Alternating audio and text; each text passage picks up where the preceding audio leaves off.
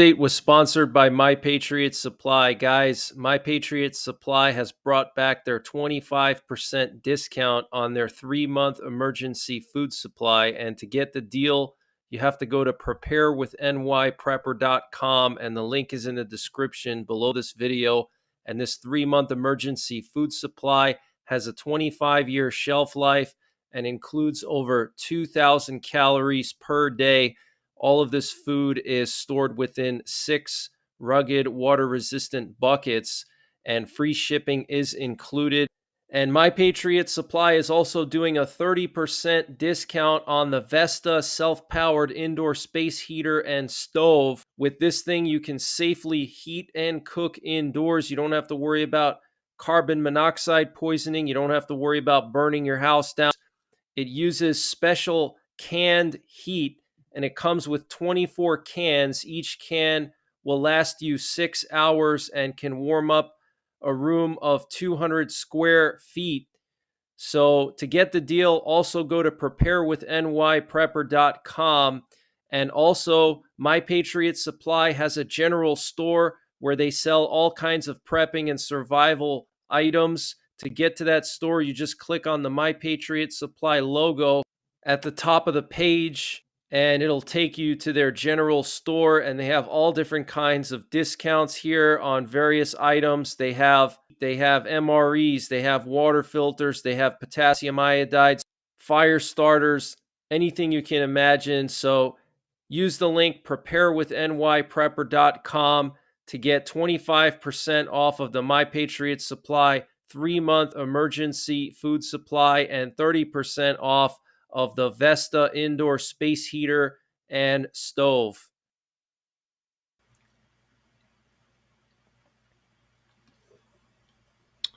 What's going on, guys? Let me know if you can hear me. How's everybody doing? What's going on, Survival Living? Good to see you. Thank you for the donation. I hope everything's going well with you. Guys, if you haven't seen Survival Living, you should check out his channel. Great prepping channel. Solid dude. Solid prepper with real skills, not a BSer. What's going on, God's soldiers, watchmen, all the moderators? Thank you guys for tuning in. So we have some major breaking news. Want to just share some of the latest information that I have. So apparently an unnamed Arab country has provided Hezbollah with reliable intelligence that Israel is going to launch a large-scale military operation in Lebanon. Okay, so this is being reported by Lebanese media. Okay, so an unnamed Arab country has given Hezbollah reliable intelligence that Israel is going to launch a large-scale military operation in Lebanon very soon. Okay, this could happen any hour. And also various Lebanese media was citing Israeli media sources who were saying that the Netanyahu government is going to declare war on Hezbollah any hour now. Okay, formally declare war on Hezbollah. And there's also been reports in the last 24 hours that the Israeli army is moving massive amounts of equipment to the northern part of Israel. And they just recently completed a massive exercise with the goal of preparing for a war with Hezbollah, basically. They had all their tanks and everything, and they did this massive exercise. And a couple of days ago, the Israeli hospitals and medical clinics were doing an exercise to deal with a mass casualty situation that you would expect from a war. So this is pretty serious, guys. And this is in line with what many sources were saying about a week ago. They were saying that the Netanyahu government was going to make a decision by the end of January about what to do about Hezbollah. So it's already the end of January. It's already the 27th. Next week is already February, guys. Okay. So many sources were saying that Israel was not going to wait longer than the end of January to make up their mind about whether they're going to invade Lebanon or not. But various sources are now saying that the Netanyahu government is going to be declaring war on Hezbollah, okay, very, very soon, within a matter of hours. So get prepared, guys, okay? There's a lot of other breaking news I want to go over. Let me just share my screen real quick, show you guys some stuff here. Let me see. Okay. So we had some footage posted to social media showing massive amounts of tanks and heavy equipment, heavy military equipment being moved in Texas somewhere or in the middle of the country. I can't confirm 100% if this is legit or not, but supposedly this was taken today, this video here. And you can see a massive amount of tanks and armored vehicles. And I've had many people sending me emails telling me that they've seen a lot of activity in their area with just equipment being moved around the clock.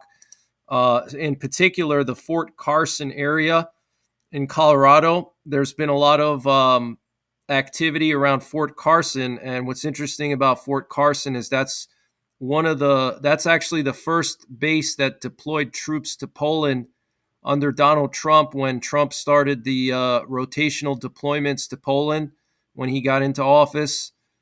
All the troops came from Fort Carson, so they have most of their experiences in Eastern Europe and Poland and the Baltic countries. And NATO is doing that massive exercise, the biggest exercise since 1988. 90,000 troops, guys. 90,000 troops are doing an exercise right now all the way through June, okay? And part of the exercise, supposedly an exercise, which I personally don't believe it's an exercise. I think this is a forward deployment of assets. And basically, the first stage of the exercise was moving everything to Europe from North America. And then the second stage of the exercise is practicing, different things and moving troops around and stuff like that. But so this could be related to that. This could also be related to the situation in Texas. I don't know if they're, getting ready for basically a full-blown war in Texas. I don't know. We really don't know what the federal government is up to, what the military is up to, but there's a good chance that Biden could try to federalize the Texas National Guard, which I'm not sure when the last time a U.S. president had to federalize a National Guard. But if he were to do that, that would create a cascade of events that would spiral out of control, and in my opinion, that would escalate into basically a full-blown war between the federal government and Texas, okay? Full-blown war. I'm saying like shootouts between the Texas National Guard and U.S. military forces. I think we could see that happen, guys. Tank battles. I mean, it sounds crazy, but it could happen, okay? There's been a lot of crazy things that have happened in our history, and this is a very, very serious situation. But look at all these M1 Abrams, guys. Lots and lots of M1 Abrams, massive amounts of M1 Abrams tanks and Bradleys, okay? So something's going on. They're moving a lot of troops around. Lots of Bradleys. You can see all the Bradleys here. Look at all these Bradleys, okay? A lot of Bradleys, a lot of M1 Abrams, a lot of looks like potentially some air defense batteries here. I'm not sure. It's hard to say what that is, but various types of logistical vehicles here. And we also have this footage coming in from a warehouse somewhere showing massive amounts of M1 Abrams. This is very recent. Okay, so something's going on, guys. I don't know what it is, but the military's moving their forces around. Either they're going to Europe or they're preparing for an all-out war over the border. But this is pretty concerning. And then we had this convoy here, escorted by police, massive amounts of Humvees here. I don't know where this was actually taken. I can't verify that 100%, but something's definitely going on here. This is recent, okay? This is this week, okay? We also have breaking news that North Korea just launched several cruise missiles off their eastern coast near the port city of Sinpo into the Sea of Japan. So these cruise missiles are nuclear capable. So it looks like North Korea is trying to develop nuclear-armed cruise missiles.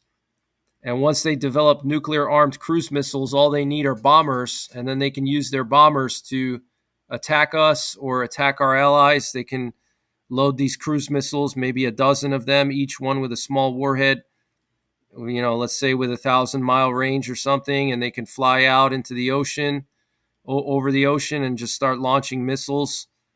Cruise missiles, which are hard to detect. We also have some breaking news that the president of Belarus, Alexander Lukashenko, has just arrived in Russia to personally meet Putin. And what's interesting about that is that Putin was actually just in Kaliningrad on Thursday. Okay, Putin was in Kaliningrad on Thursday, and now Lukashenko, the president of Belarus, is going to Russia. So something's going on, okay? For Putin to suddenly go to Kaliningrad, he hasn't been there in I don't know how long. And then the Russian dead hand system was activated this week. This massive NATO training exercise underway right now. So all these things are happening. It's not a coincidence, okay? It's not by chance. Okay, nothing happens by chance on the world stage. There's always a reason for everything.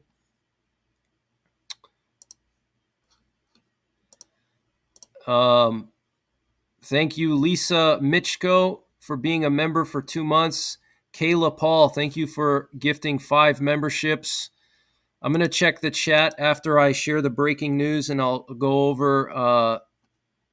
After I go over the breaking news, I'll check the chat. So crazy situation here. Let's see, what else do we have? Lithuania and Ukraine are going to start building drones together. Okay, so you can see how this is creeping towards a direct war with Russia. You have all these countries now helping Ukraine build weapons, and if Ukraine uses these weapons against Russia, especially the drones, because Ukraine has been hitting a lot of targets deep inside of Russia, hundreds of kilometers from the Ukrainian border. They hit a massive oil refinery in St. Petersburg. They flew a drone over one of Putin's mansions in Valdai. Putin has a mansion in Valdai. They literally flew a drone over it, okay? And so as Ukraine starts to launch these attacks deeper into Russia, Russia could have an excuse to attack NATO, because they could say, well, Lithuania is helping Ukraine build drones, so these are Ukrainian weapons, and they're attacking our country with them. So we're justified to strike at Lithuania, or we're justified to strike at whatever base in Europe that they're using to transfer these weapons into Ukraine. So I think we're going to see a big escalation very soon. I think we're going to see Israel invade Lebanon and go after Hezbollah, and I think that's going to happen potentially tomorrow, potentially this week sometime. That's just my personal opinion, okay? I'm not God. I can't see the future. That's just my opinion. I don't think Israel is going to wait a whole lot longer to go after Hezbollah, because Hezbollah has been pounding northern Israel for the last few months, and there's like over 100,000 or more Israelis that had to relocate from northern Israel, and they had to basically abandon their homes and leave because it's basically a war zone over there in northern Israel. Okay, Hezbollah is pounding northern Israel every day with artillery, with missiles, and it's just unacceptable. Israel's not going to wait forever for the international community. Okay, they're going to do what they need to do so people can move back into their homes and go back to where they live, and society can return to normal in northern Israel. Okay, so Israel's not going to wait a whole lot longer. Okay, they've already tried diplomacy. I think it was the Israeli foreign minister went to Europe last week. Okay, and then Blinken went to Israel like 2 weeks ago, and a bunch of European foreign ministers went to Israel like 2 weeks ago. So that was the last chance for diplomacy. Okay, the Europeans and the Americans were trying to convince Israel that, hey, please don't go after Hezbollah. Please don't go after Hezbollah. Please don't start another front. Biden has an election this year. We can't afford that. They were basically probably begging Netanyahu not to do it, or maybe threatening him. Who knows? But I will say this. You notice how the Biden administration removed one of the aircraft carrier strike groups from the region. We had 2 aircraft carrier strike groups in the Middle East. Now we only have one in the Red Sea. We had another one that was in the Eastern Mediterranean, right off the coast of Israel.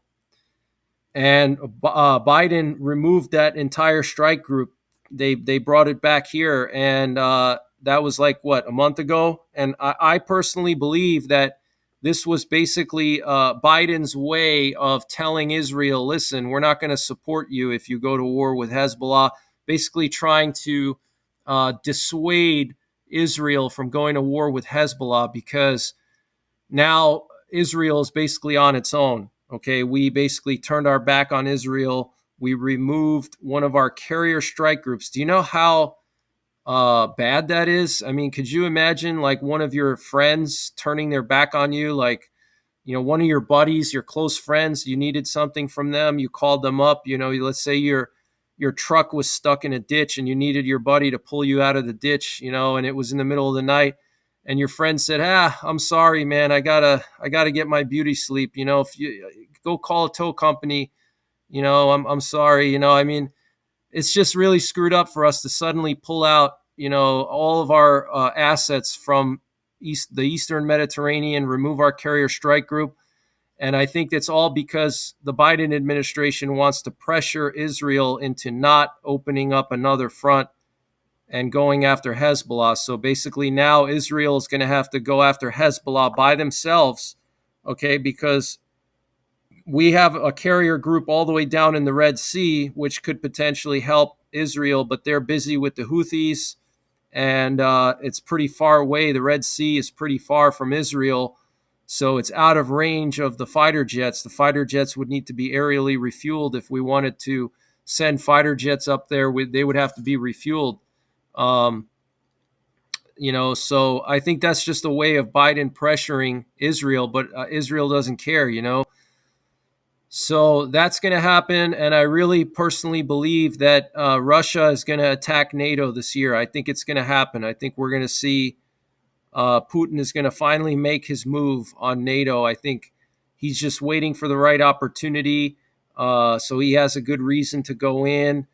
But I think he's going to go in. We have this, like I said, massive exercise, the biggest exercise in NATO since 1988, guys. Okay, since before the fall of the USSR and the Berlin Wall.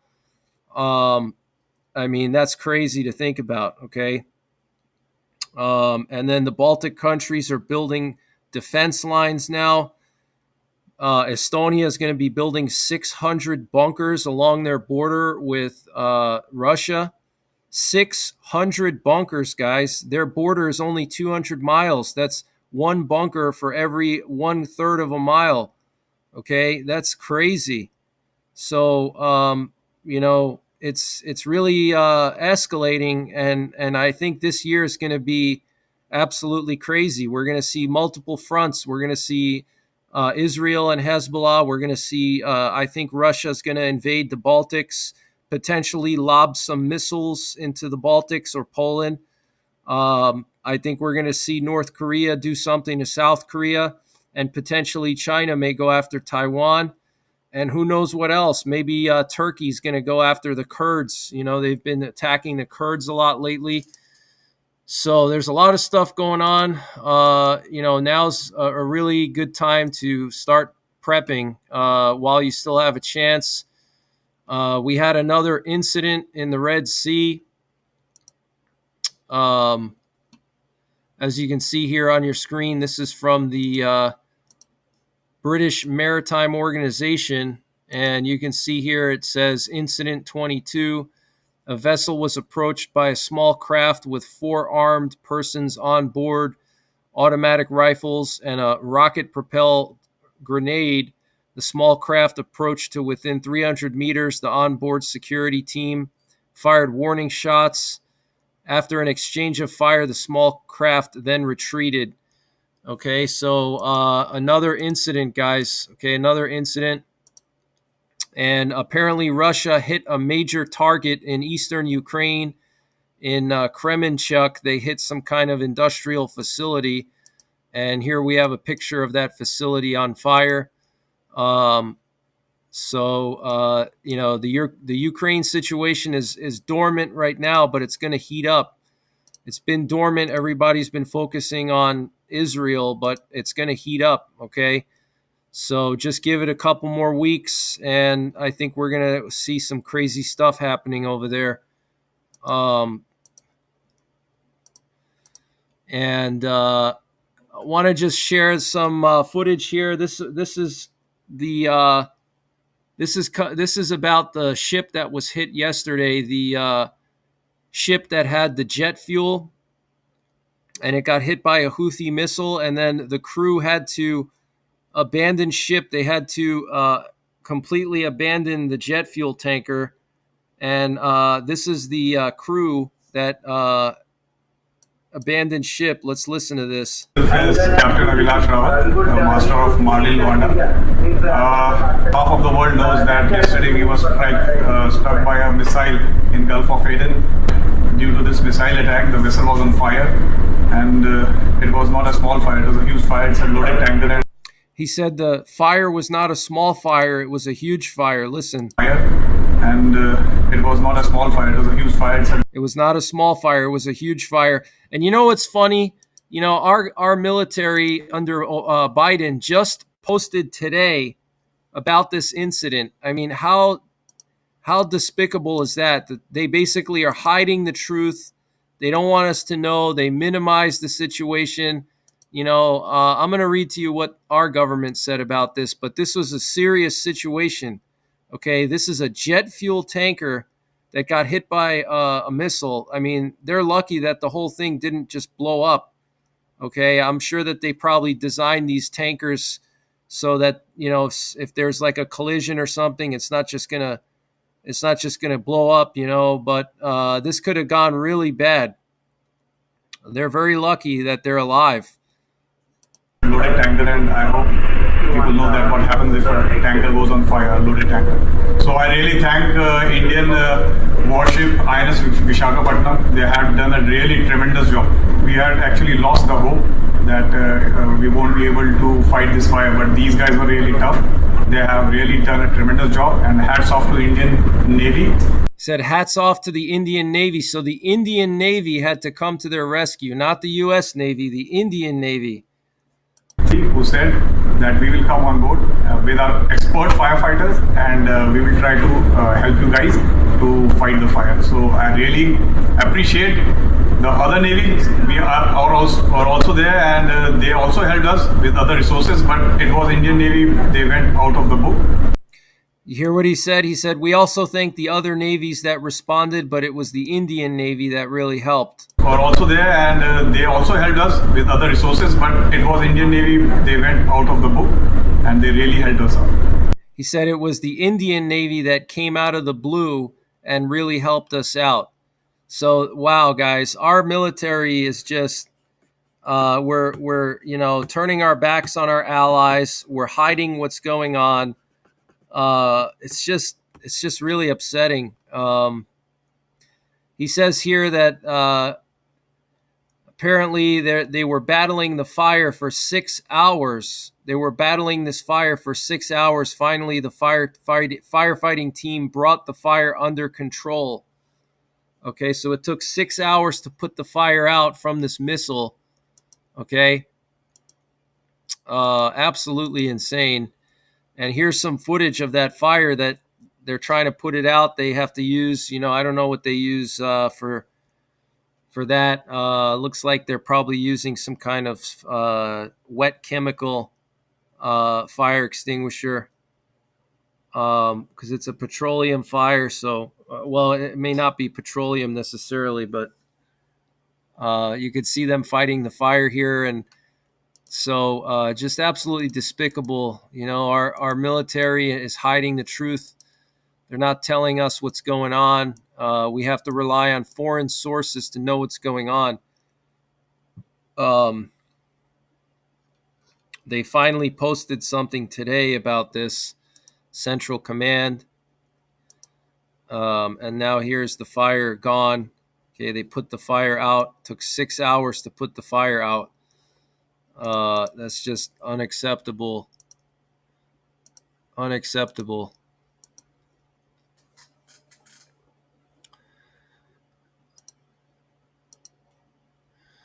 We also have some pro-Palestinian protesters in New York City that shut down a road going to one of the international airports in New York City.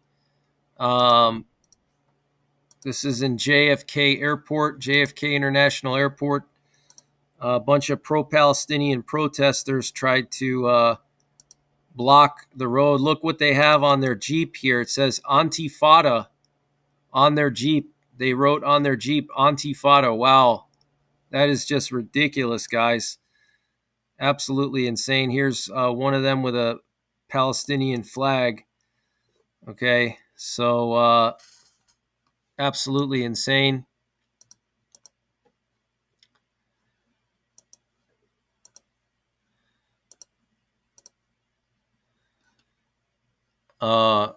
Deport them all. Yeah, they should go. If they love Palestine so much, they should go move there. Why don't they move to Palestine? Why don't they move to the Middle East? Why are they here? Living the good life and blocking everybody, causing problems. Antifada. That's just insane. I can't believe that they would actually put that on their Jeep. See here.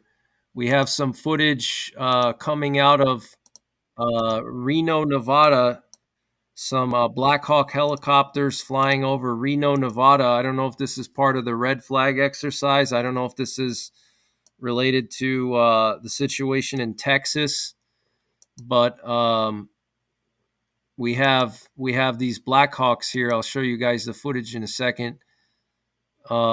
We have reports from Jewish media, Israeli media, that apparently there was some type of an incident off the coast of Lebanon, somewhere in the Mediterranean, off the coast of Lebanon. There was some type of a kaboom, okay, some type of explosion off the coast of Lebanon. I'll show you guys the picture here. Here's the footage coming from Reno, Nevada. Got these Black Hawks flying low. I don't know if this is related to the red flag exercise that they're doing. Those actually could be Apaches. Actually. But apparently this is pretty unusual for that area. So our military is gearing up. They're getting ready for something. Could be World War III with Russia. Could be, the Texas situation. I've talked about the Jade Helm exercise that happened in 2015, where um, the U.S. the U.S. military, specifically U.S. SOCOM, the U.S. Special Operations Command, conducted this massive exercise in the southwestern part of the country, and they had a red team and a blue team exercise. So they had good guys and bad guys, cops and robbers. And what's interesting is that the good guys were the blue states like California, Nevada, and Colorado. And then the bad guys were Utah and Texas. And then Arizona was like a neutral state leaning towards the friendly state. And this was under the Obama administration. And they did these massive exercises where they were, doing airborne landings into cities in the Southwest, and they were practicing for civil war, basically. So, it's interesting what's happening now with Texas, and they practiced for this 10 years ago. Okay. Here we have some footage that was put out by NATO showing one of their exercises. Let me play this for you.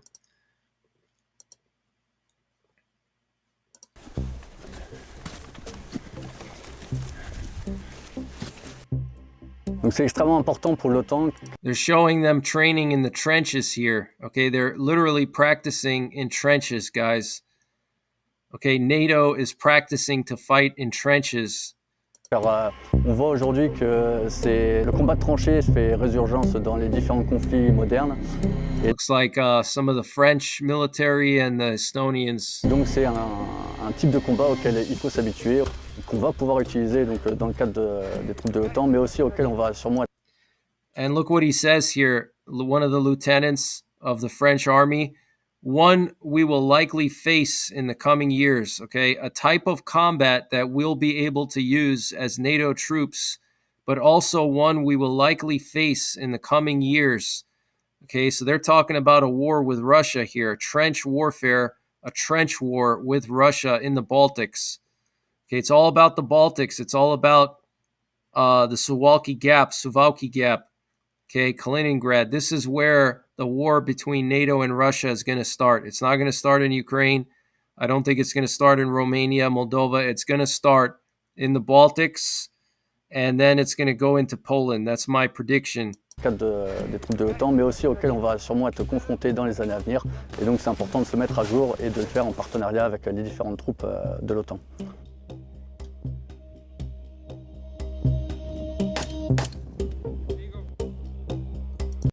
Look at these trenches this is in Estonia, guys. Look at these trenches that the Estonian military has built.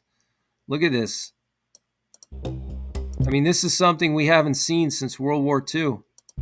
Alors effectivement, c'est un type de combat qui a été moins pratiqué pendant plusieurs décennies et qui fait résurgence, qui nous rappelle effectivement la Première Guerre mondiale, un petit peu comme l'importance de l'artillerie dans les conflits modernes, sur des combats qui peuvent être moins dynamiques, où il faut renforcer les positions défensives. Le plus efficace, ça reste encore aujourd'hui d'avoir des tranchées qui sont rapides à mettre en place et qui sont extrêmement efficaces. Actually, what I'll do is I'll read that to you, what he says here. He said, having trench warfare capabilities is crucial for NATO as we see trench warfare resurfacing in modern conflicts. It's a type of combat that we need to be familiar with, a type of combat that we'll be able to use as NATO troops, but also one we will likely face in the coming years, okay? Wow. That is a big giveaway right there. In the coming years, NATO is going to be having a fight in trenches. Interesting. Therefore, it's essential to stay updated and to do so by cooperating with different NATO troops. Trench warfare witnessed a decline in its usage over the past few decades, reminiscent of its prevalence during the First World War. Similarly, it shares parallels with the renewed significance of artillery in contemporary conflicts. When you're defending and you need to fortify your position, the swiftest and most effective approach is still to establish trenches. Okay, so, these are the trenches that Estonia is building, this Baltic defense line that's going to go, all through the Baltics, across their entire border with Russia and Belarus. And NATO is going to be practicing in those trenches. They're going to be deployed right to the front line. I mean, there's going to be NATO forces literally right on the border with Russia, guys, right on the border with Russia. They're going to be training. They're going to be deploying right to the border, okay? Because Estonia and I think Latvia also are right on the border with Russia, okay? So that could be something that triggers a conflict, okay? Latvia is like half of their border is with Russia, and then the other half is with. Let me see if I can blow that up for you. You can see it on the map. Half of their border is with Belarus, and then half is with Russia. So this is very concerning, guys. Okay, so here you can see the Baltic countries, Lithuania, Latvia, Estonia. But here you can see this whole stretch of border. Estonia and Latvia share a big border with Russia, and there's going to be NATO forces here, okay, deployed right along this border, right next to Russian soil. So that could provoke Putin to do something crazy. I'm not saying that NATO shouldn't do exercises or whatever they're doing. I don't know if it's truly an exercise, like I said, but I'm not defending Russia or sympathizing with Putin. I'm just stating the truth. And the truth is that Putin's not going to like NATO being right here, right next to St. Petersburg, doing exercises right there. Okay. And that's why he went to Kaliningrad. That's why Lukashenko is going to Moscow now. Lukashenko rarely goes to Russia unless it's something important. And Putin especially, he doesn't travel unless it's something serious. Okay. Hasta la vista. Thank you so much for the donations. I really appreciate it. Lee Billy, thank you for gifting 20 memberships. I hope you're doing well. Kayla Paul, thanks for gifting 5 memberships. And Salt and Prepper, good to see you again. Thanks for gifting 5 memberships. I appreciate it.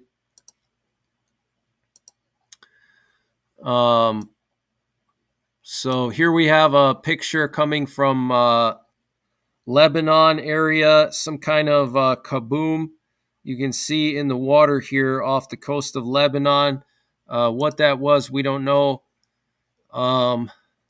But just get prepared, guys. Things are really, really getting serious here. This could be the year that we have to use all of our preps. So get prepared. Want to just read to you from NATO, this official press release about this so-called exercise that they're doing. Exercise Steadfast Defender 24, NATO's largest exercise in decades, began on Wednesday, January 24th, as the dock landing ship USS Gunston Hall departed Norfolk, Virginia, and following a series of operations will commence her transit across the Atlantic.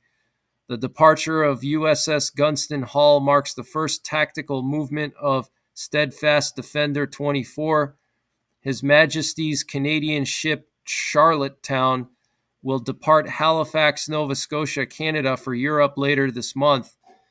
The alliance will demonstrate its ability to reinforce the Euro-Atlantic area via transatlantic movement of forces from North America.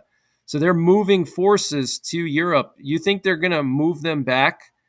You know how much effort it takes to move everything over there? All the tanks, all the fuel, all the supplies. I mean, you think that they're just moving that there for the fun of it, and then they're going to move everything back and spend, God knows how much time to do that and resources? They're not going to do that, guys. They're going to move everything over there, and it's going to stay there. Okay? Planned over the course of several years, Steadfast Defender will highlight NATO's ability to deploy forces rapidly from North America and other parts of the alliance to reinforce the defense of Europe. This is very concerning here. planned over the course of several years. If you're doing an exercise, you don't plan it for years, guys. Okay, nobody does that. That's very unusual to plan an exercise years for years. I guess it's possible, but especially a large scale one like this, but I don't believe it. The alliance will demonstrate its ability to reinforce the Euro-Atlantic area with transatlantic movement of forces from North America, said General Christopher Cavoli, Supreme Allied Commander of Europe. Steadfast Defender 2024 will be a clear demonstration of our unity, strength, and determination to protect each other, our values, and the rules-based international order. Steadfast Defender will take place in several locations with associated exercises running into May 31st, 2024. It will be the first large-scale NATO exercise where new defense plans will be put into action. Okay, new defense plans will be put into action. Why would you put up a defense plan into action during an exercise? It will show that NATO can conduct and sustain complex multi-domain operations over several months across thousands of kilometers from the high north to the central and eastern Europe and in any conditions. So very interesting.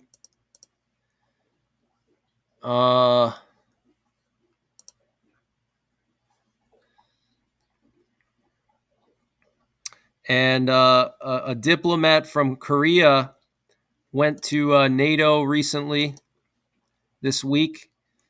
Karen Bechtold, thank you so much for the donation. I really appreciate it.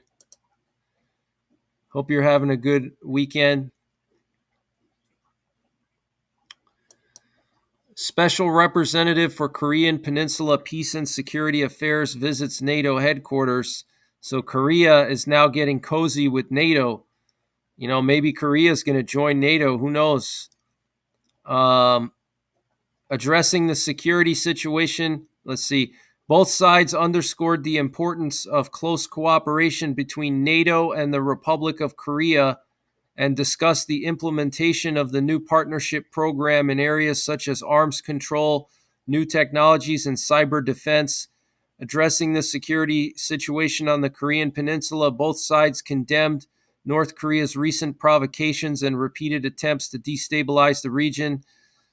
So very interesting, guys. Okay, so a Korean diplomat visited NATO headquarters.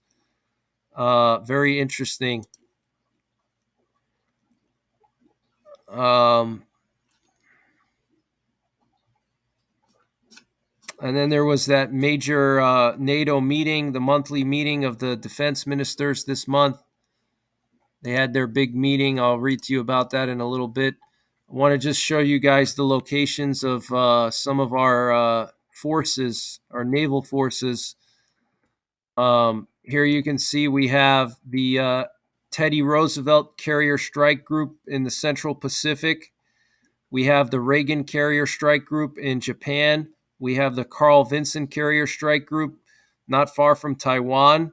So we have 3 aircraft carriers in the Western Pacific right now. Okay, that's pretty serious. That's a lot of firepower. Okay,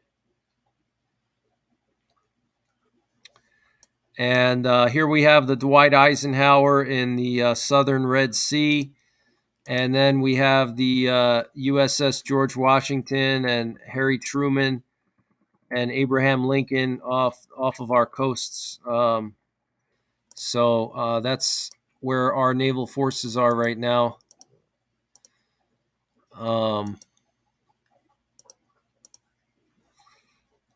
See, I want to just share some stuff with you here. We had 2 nuclear war command and control planes in the air today, up in the air this afternoon. Boeing E-6 Mercuries, okay, 2 of them in the air today. So our nuclear forces are still on high alert. Unprecedented level of alert for our nuclear forces. The last 6 months have just been insane. So many E-6s in the air. every single day, multiple E-6s in the air.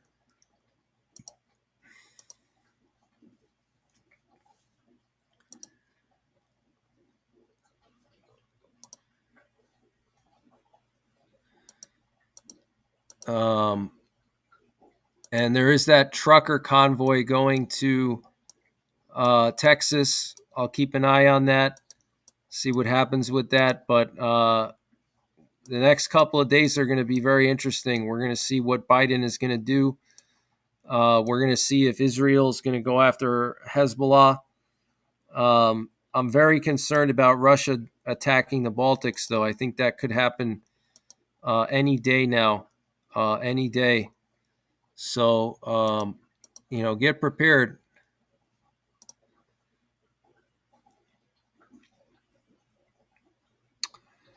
And I reported earlier this week that Russia's going to start training their soldiers to fight in a post-nuclear environment. That they built like a new simulator for simulating nuclear explosions and the effects of nuclear explosions, so they can practice fighting on the ground forces fighting in a nuclear environment. Okay. That's pretty crazy, guys. That's pretty unusual. Okay. Can't remember the last time Russia's done anything like that, but that's all about, if there's a tactical nuclear war, that's why they're training for that. If Russia, let's say, uses tactical nukes on Ukraine, and then they got to go in on the ground afterwards and take the land.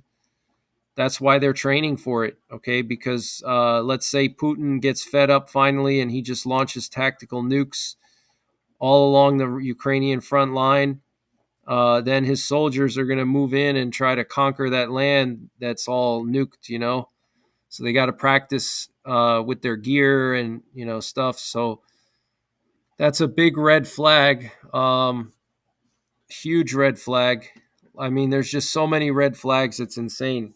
It's hard to keep up with, but this NATO exercise is probably one of the biggest red flags for me. The NATO exercise, I mean, that is just unprecedented in what is that, 30 years, 40 years almost.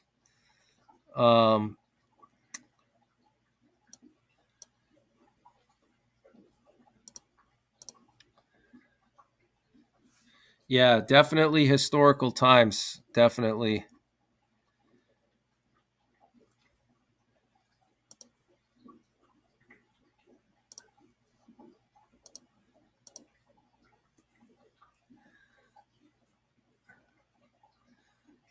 So that's the main emergency here tonight, is the breaking news coming in from Israel that there's various intelligence sources saying that Israel is going to declare war on Hezbollah, and it could happen any hour. So any day now, we could see Israel moving in into Lebanon, and when that happens, it could spiral out of control. I mean, that would be a good opportunity for Russia to take action in Europe, because we're going to be focused on that, or maybe for North Korea to do something.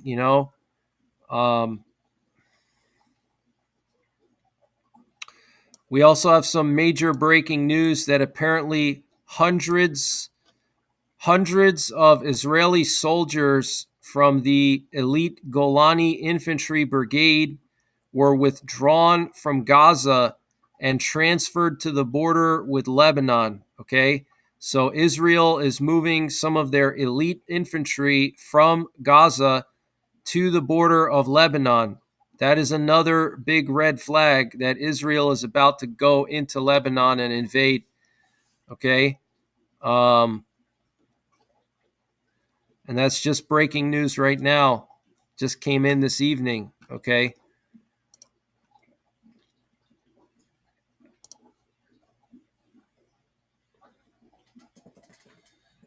Yeah, 700,000 trucks. It seems excessive. I don't think we're going to see 700,000 trucks.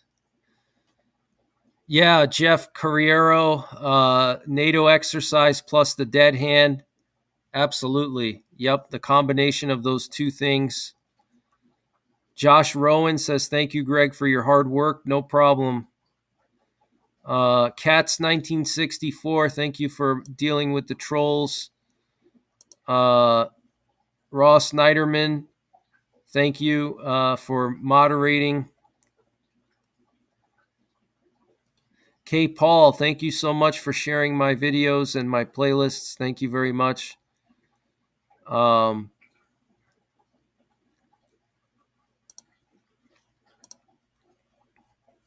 New York Adventurer, how's it going? Glad it's a Saturday night, so I don't need to worry about going to bed early and leave the stream. Yeah, the Wagner Group, it looks like it just disbanded. But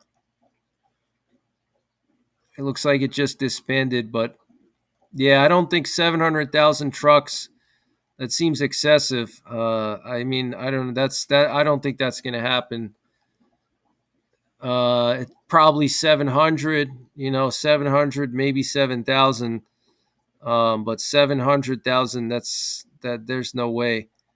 That would be like half of the trucks in this country.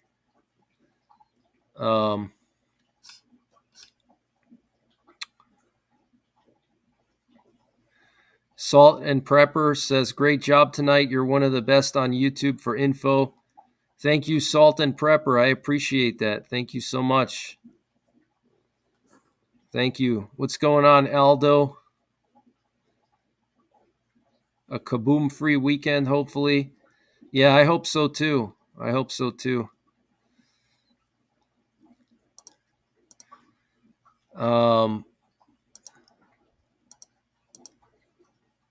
me just show you what U.S. Central Command put out about this British ship. I mean, it's crazy. Now they're saying it's Bermuda owned. I thought it was British. They went from British to Indian, and now it's apparently owned by a Bermuda company. I mean, it's like they're just dancing around. But this is the first time that any ship that's been hit by the Houthis had to actually be evacuated. This is a massive escalation. Massive, okay? And our government is just not doing anything. So let me read to you the official, quote unquote, official statement from U.S. Central Command. They're an official source. I know a lot of people are just so big on you need an official source. What does that mean, an official source? The officials could be lying. So how do we know that, okay, just because it's an official source doesn't mean it's true? We don't know. They could be just lying through their teeth. Yesterday, the Iranian-backed Houthis struck the Marshall Islands-flagged Bermuda-owned Marlin Luanda with an anti-ship ballistic missiles in the Gulf of Aden. Marlin Luanda is transporting for commercial use a cargo of naphtha, a highly flammable liquid hydrogen mixture. Following the missile strike, a major fire ensued in one of the cargo holds. USS Carney, the French Navy frigate, and Indian Navy frigate all responded quickly, providing critical firefighting material and assistance to the civilian crew who had depleted their organic firefighting capability. The multinational crew, the lives of which the Houthis endangered, was made up of 22 Indian and 1 Bangladeshi crew member. Thanks to this rapid response by U.S., Indian, and French navies, the fire is now extinguished. There were no casualties in the attack. The ship remains seaworthy and has returned to its previous course. Yeah, right. How is it still seaworthy if it got hit with a missile? I really don't believe that. Many thanks to our combined maritime forces partners for their great teamwork at sea, averting a disaster that threatened lives. How did you avert disaster? The missile actually hit the ship, and it was by the grace of God that these people did not die.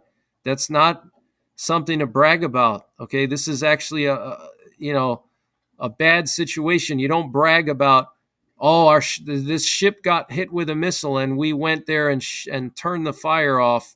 We put the fire out. Yeah, good job.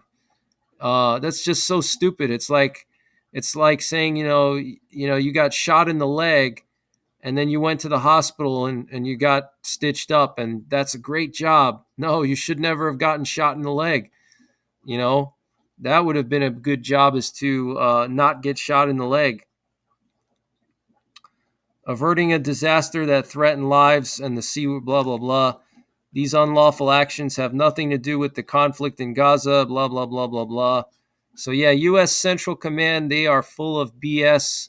I don't trust them anymore as a source. I know a lot of people go by them and they think that they're, an official source, but, they're liars. They're working for Biden, and they're trying to minimize the situation and make everything seem so rosy. Oh yeah, the ship is still seaworthy. We put the fire out. Nobody got injured. Yeah, nobody got injured by the grace of God. But what would have happened if that whole tanker set fire and blew up? That would be a totally different story, wouldn't it? Okay, so it's just ridiculous.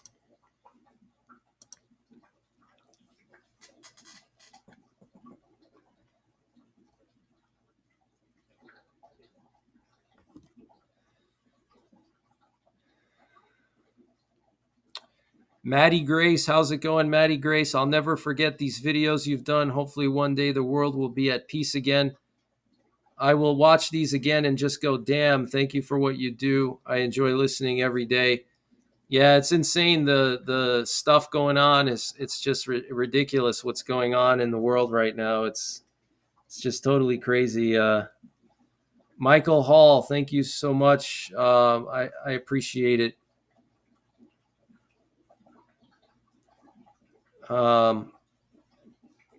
Yeah, the Indian Navy. I mean, the sailors said themselves that it was really the Indian Navy that rescued them. It wasn't so much the French or the U.S. They showed up, but they didn't actually help as much as the Indian Navy did. Flex seal and duct tape. That's funny. So, yeah, it's continuing to escalate. Wagner Group in South America. Yeah, I heard something about that. It wouldn't surprise me. They're probably all over the world, if they're still around, that is, because apparently the entire leadership has been destroyed. Prigozhin is gone, and then the other guy, what was his name? Dmitry Utkin, the founder of the Wagner Group, he's gone. He was, taken out. So I don't know how active they are, but pretty interesting. Yeah. So that's pretty much the latest headlines. I'm going to open up the chat now and see what you guys are saying. But North Korea just conducted another missile launch, and it was either via a warship or submarine. So North Korea is continuing to test their weapons. Here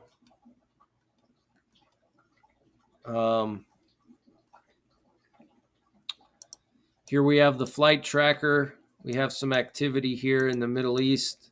Nothing too crazy, but I think a lot of these planes are flying with their transponders turned off.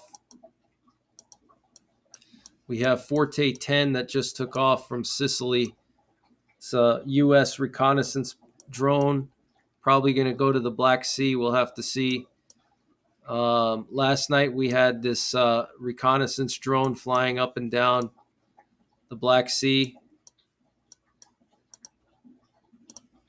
I want to go over some of the earthquakes with you guys. Let's go over some earthquakes. We'll start here with the U.S. We had a 3.5 magnitude earthquake today in northwestern Louisiana. There were actually two of them. What's interesting is this is not too far from Barksdale, which is home of Air Force Global Strike Command. There was a 2.5 and a 3.5 magnitude earthquake in Hall Summit, Louisiana. I don't know if there's anyone who lives in Louisiana that's listening to me right now, but let me know if you heard anything or felt anything, if you felt any shaking. This is southeast of Shreveport. Looks like it's probably about 50 miles from Shreveport. That's where Barksdale is. Okay, that's where we have the headquarters of the air leg of our nuclear triad. But 2 quakes right here southeast of Shreveport. That's pretty interesting. So let me know if anyone out there is from the area. Let me know if you felt anything. Paula M says, thank you. We appreciate your time and accuracy. No problem, Paula. Thank you for all your support. 2K Gamer says there are no such things as war exercises, but World War III disguises. Yep, it's exactly what it is. Ashley, thank you for the donation. I really appreciate it. God bless you. Hope you're having a good Saturday night.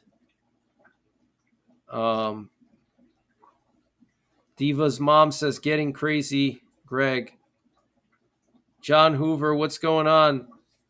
Greg, that loop of the convoy Humvees looks to be in Elm Creek, Texas, which is just outside Eagle Pass, based on the sign in the background. Oh, wow. Thank you, John. You're the man. See, I couldn't read that. I saw Creek, but I didn't know if it was like Elin Creek or Elm Creek. I couldn't read it. Let me get that back up on the screen. So my good friend John Hoover, who hopefully will give me a tour of Eastern Ukraine one day, maybe this year or next year, he's saying that this one video is near Eagle Pass.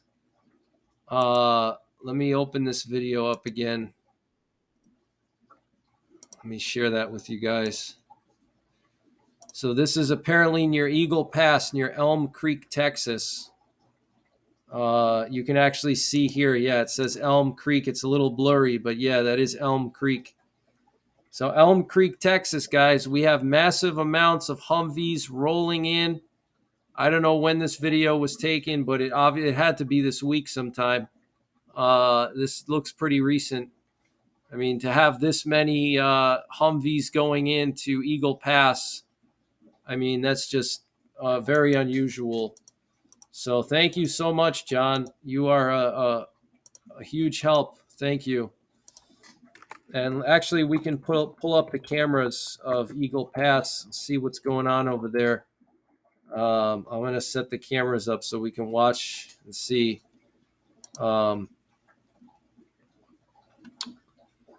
See if I can get this up on the screen.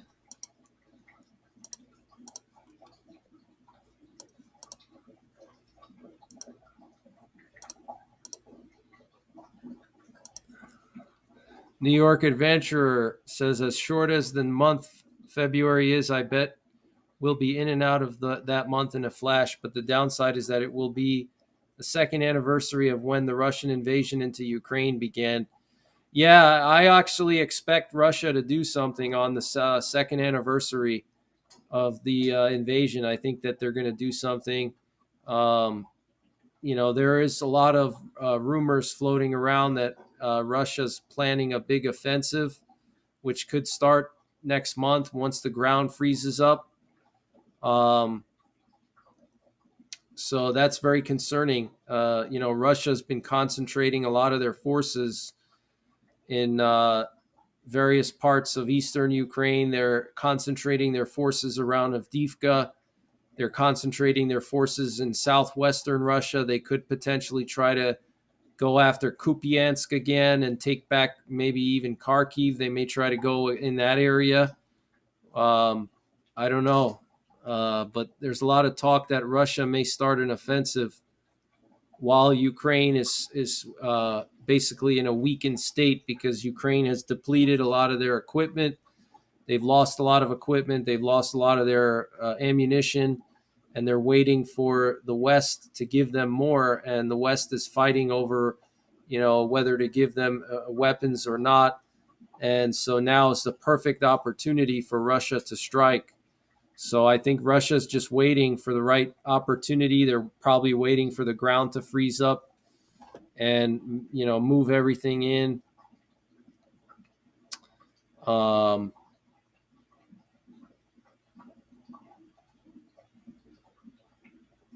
So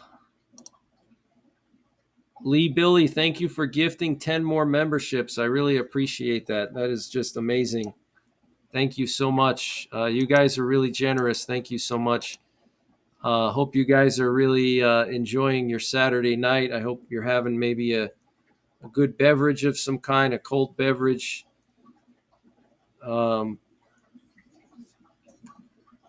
So this is coming from the Eagle Pass area, guys. Okay, this is in Elm Creek, Texas. All these Humvees going down to the border, okay? So very serious situation. Very serious situation.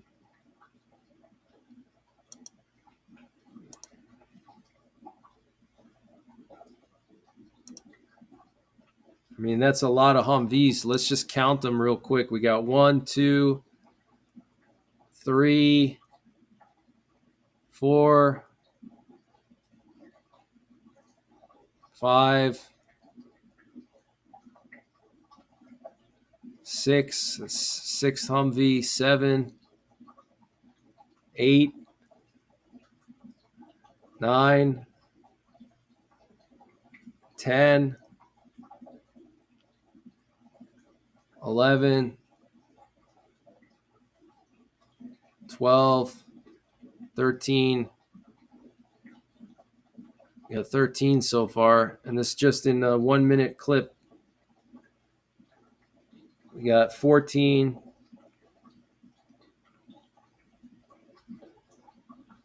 We got 15 just in this 1 minute clip here, and they're being escorted by the police. Okay. So, yeah, it's really escalating. The Texas border situation is that could be a whole new front that opens up. We could have Ukraine and Russia, we could have Russia and NATO, North Korea, South Korea, Israel versus everybody else in the Middle East, China, Taiwan, America versus Texas. That's going to be the new war front, guys. It's going to be America versus Texas. I'm going to be doing breaking news updates about the war in Texas. The war in Texas, guys. That's what it's going to be. I'm telling you. I hope not, but that's where it's going. It's going to be the war in Texas, the Texas war. Here we have a live camera looking over the Eagle Pass border crossing. Here we have some National Guardsmen right here. They like to sit right over here. They were here last night as well. There's some kind of a gate over here. It looks like a road. I don't know if that's the river there, the Rio Grande, is it? You could see this razor wire on the side of the bridge. So I think that's already Mexico where those lights are. Those lights are already Mexico. We can actually get some cameras from the Mexican side too.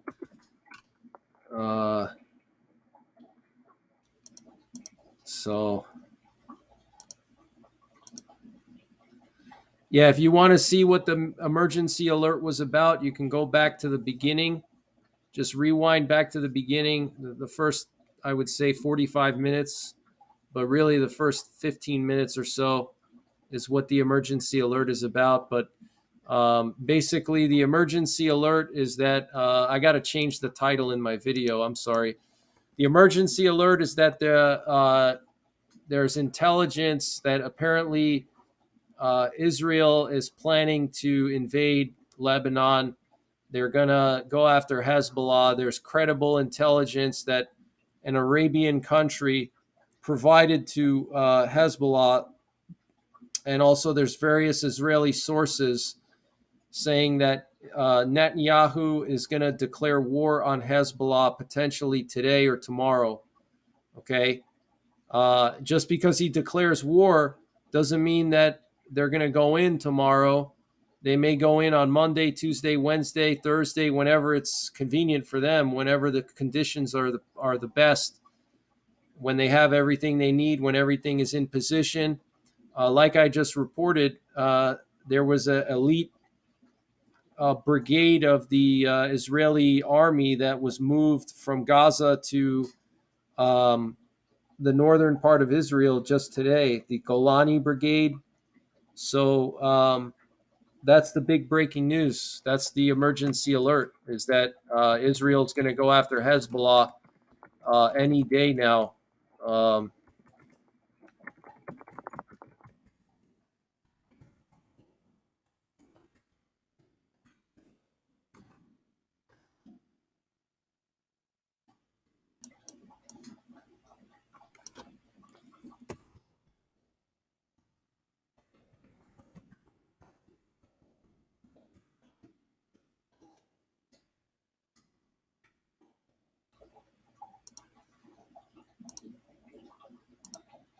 So share this out on your social media. Let people know what's going on.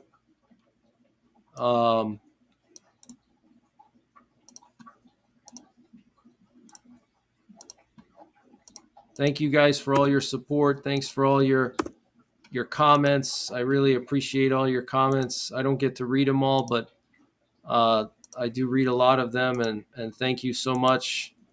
You guys are super kind. Thanks for praying for me and praying for my family all the time. I really appreciate you guys.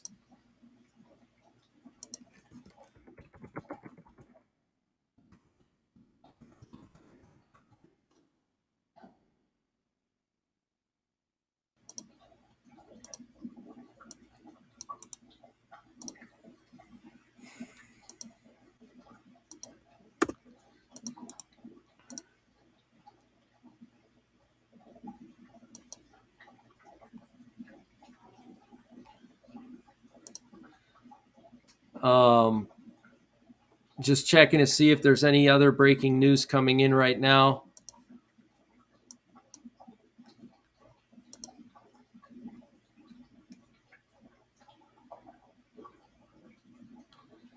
How's it going, Mary Beth Hammond? Good to see you.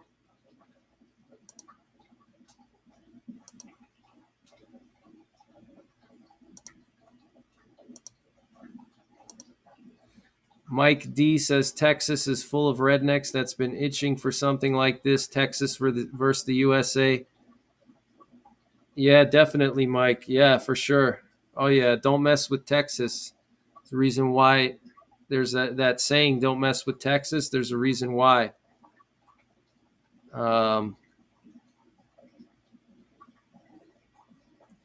Angela Dunn is saying, yeah, something about, what did the, yeah, I just heard something about that, about the representative to the UN. He said something about Texas.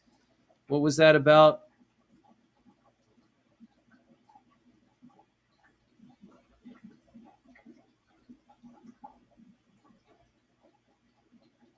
Cold War Prepper was timed out. Not sure what happened there.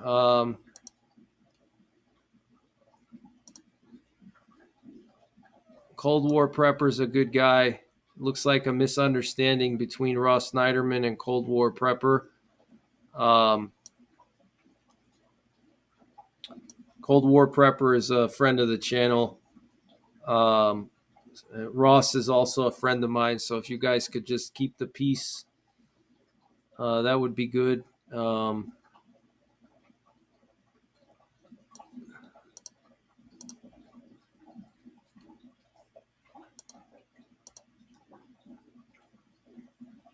I'm not sure what story you're referring to, Cold War Prepper or Ross. What was that about? Anyway, UN is funding the invasion. Oh, okay. Yeah, I mean, it's hard to. That's a huge allegation. Obviously, you need a good source for that. Yeah. Duramax News. How's it going, Duramax News? Great channel. Check out Duramax News. Also, check out Cold War Prepper. He's got a good channel too. Uh, looks like there was a misunderstanding between Cold War Prepper and Ross Snyderman. It happens, you know. What are you going to do?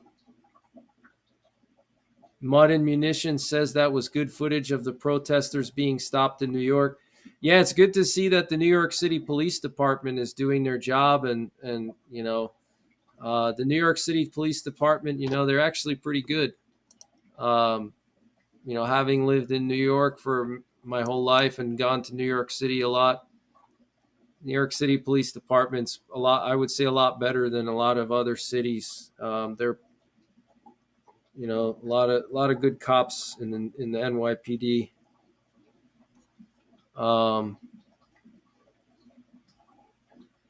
Looks like the National Guardsmen are standing out here, just hanging out by the Eagle Pass border crossing. Want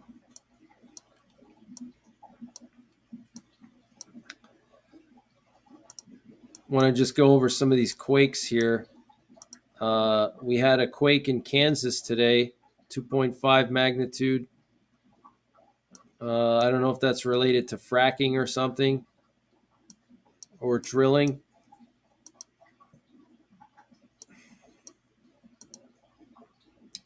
Had some small quakes in California. A couple small quakes in Alaska. Nothing major. We had that big one in Guatemala last night, 6.1 in Guatemala last night. Wow. Yeah, I'm going to get that footage back up on the screen of the New York City cops. See if I can find it again. Let me see here. I want to do something. I want to set up a few cameras here. I wanted to just mention one of the sponsors for the stream tonight. It's interesting sponsor. Gaza's Most Wanted. It's a new sponsor for the channel. Check out gazasmostwanted.com. These are special playing cards that have various Hamas militants on them. So you can learn a little bit about all the major Hamas militants. And 10% of the proceeds are donated to Israeli troops. gazasmostwanted.com. These are pretty funny. Let's see if I could show you some of these cards. It's pretty hilarious. They have Yahya Sinwar. He's the chief of Hamas, founder of the Al-Qassam Brigade. He's on there. Ismail Hania. So check out Gaza's Most Wanted playing cards. gazasmostwanted.com.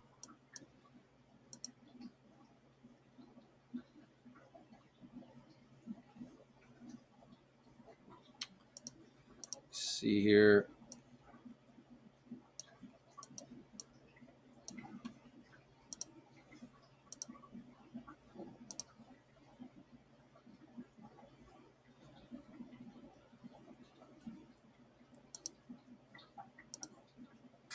So that's pretty much it for the breaking news, guys. Let me see here. I'm going to just check on the chat, see what you guys are saying. Cold War Prepper says, Greg, I asked him to provide a source for his allegation that Russia is providing weapons to Texas. Is this the action of a trustworthy mod to silence people who ask for proof? Well, I mean, that mod, she's been with me for a while, so I trust her. Yeah, Light Source Engraving. Yeah, the PMags. I got to get in touch with you. Definitely got to get in touch with you. Hudson Valley Prepping and Survival. How's it going? Good to see you. Yeah, it's crazy that Kansas has to deal with earthquakes in addition to everything else, tornadoes and everything. Yeah, for sure. Um, Let me see if I can get that Humvee footage back on the screen. Let me get that, because that Humvee footage is fresh. That's from this week, right near Eagle Pass. Over a dozen Humvees going in. Let me get that on the screen.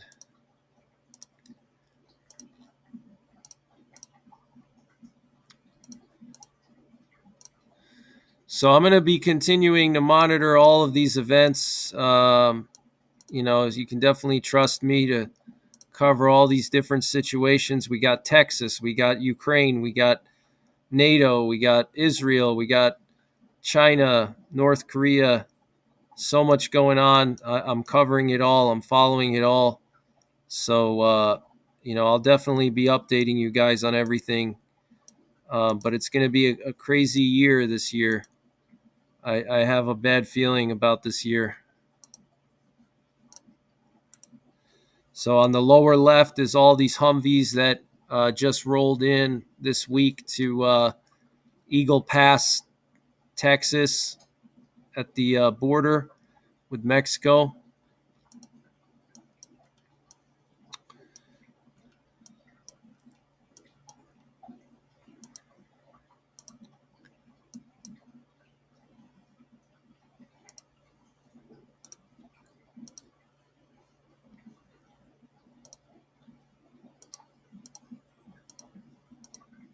See if I can get that Eagle Pass live feed back on the screen. This is the live feed from Eagle Pass on the lower right corner.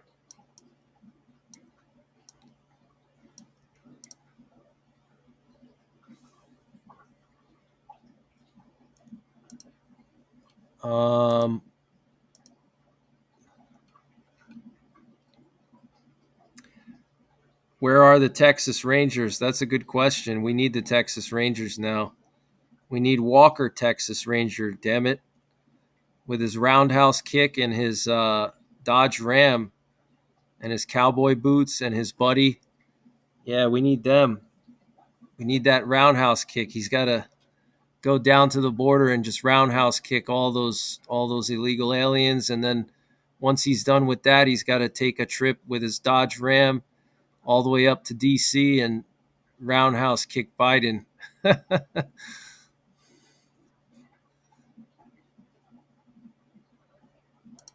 Mandy, how's it going, Mandy? South Texas here. We are ready for whatever comes, praying for the Texas Guard and everyone volunteering to help us. Thank you for the donation. I really appreciate it. Hope you're having a good night.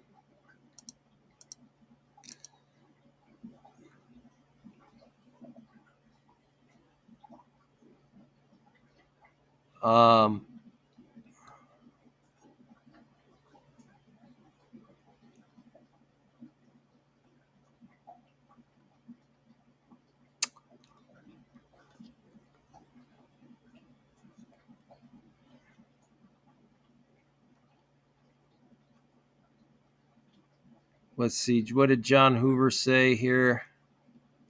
Something about the Texas Rangers. The Rangers are there, Company C out of Del Rio, but keep in mind that there are not a lot of them. Yeah, there's not a lot of Texas Rangers.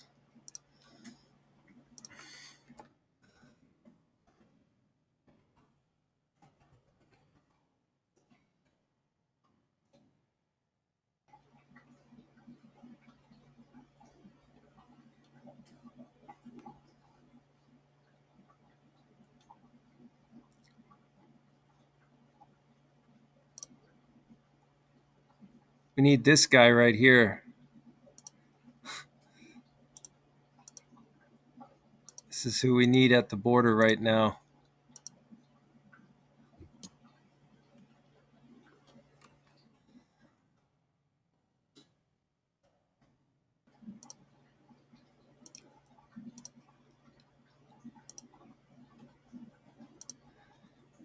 We need Walker, Texas Ranger, damn it.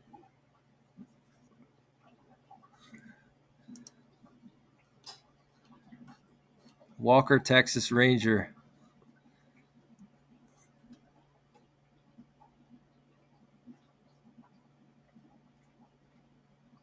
Blue Angel says the Gen Zs would dodge the draft. Do we really want them fighting for us? Hudson Valley Prepping says, new video coming out tomorrow. I think you'll like it. Okay. I'm looking forward to it, man. I can't wait. I'll definitely check it out. I'll share it out too. I'll share it with my audience. I'll share your video out. Cats 1964 says we need Rick Grimes. Yeah, Rick Grimes.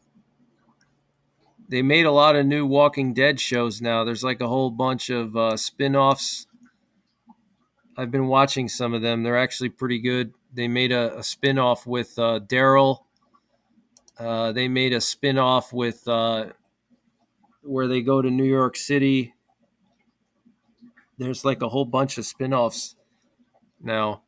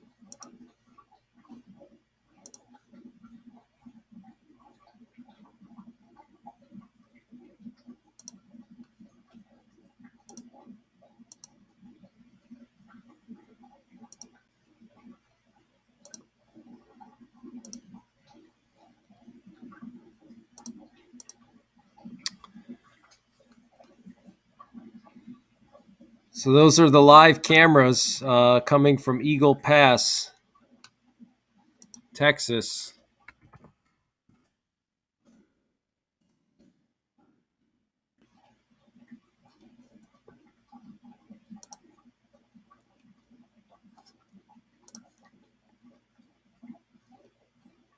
Oh, here we have some more actually. This one's actually better. Let me see. These are some good cameras. Let me get these up on the screen here. They're actually better than the other ones.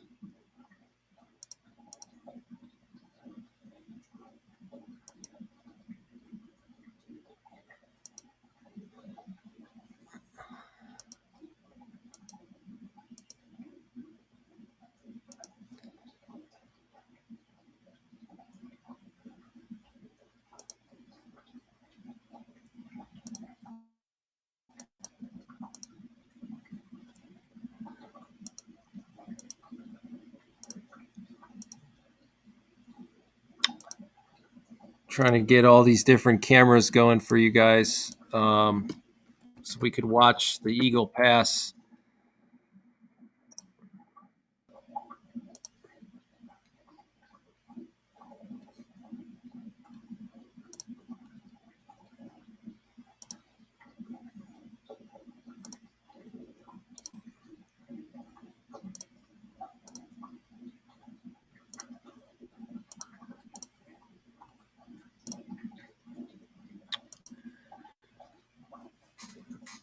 So these are all live cameras.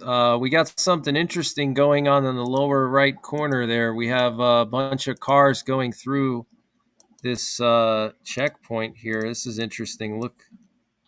Oh, wait. Those look like cop cars, maybe?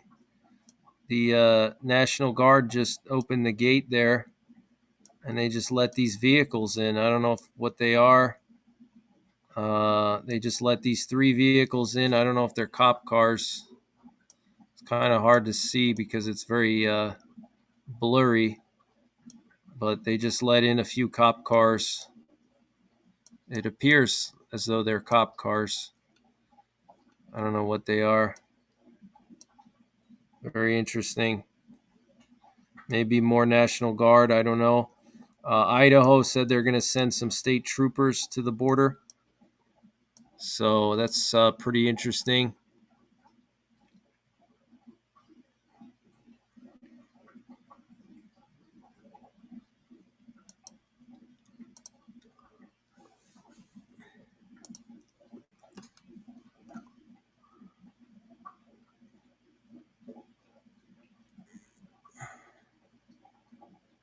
Chuck Norris has a ranch 30 minutes from where I grew up here in southeastern Texas. Oh, that's awesome.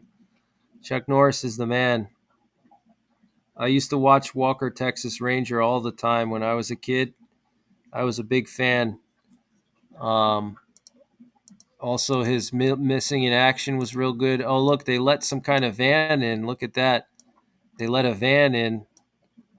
They opened this gate here and they let this van go in. I don't know what's in that van, but look, check that van out. Now it's backing up. And, well, maybe it's, I don't know, that's weird. This van just pulled in and now it's leaving. That's kind of strange.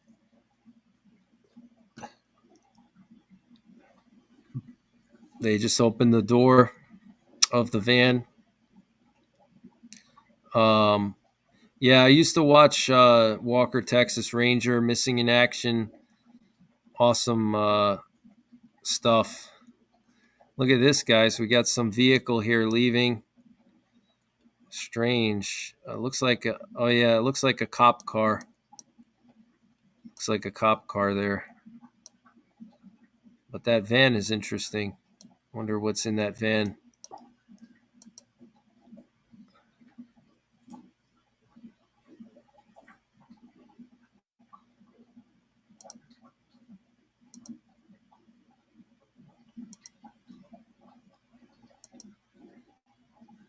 Got some activity here.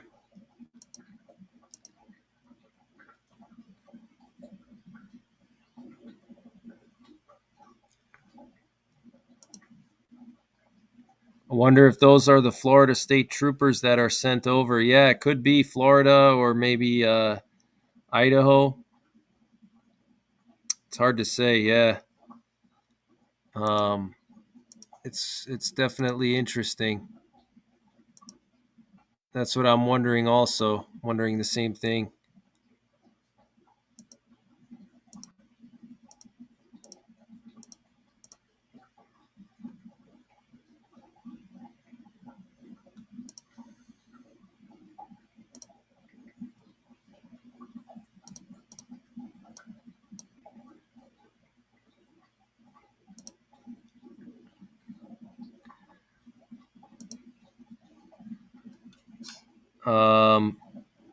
Van full of illegal girls. Hudson Valley says smash that like button. Yeah, hit the thumbs up button, guys, if you can. Definitely helps. Share this with your friends and family. Share it on your social media. If you enjoy it, that is. If you don't enjoy it, then don't share.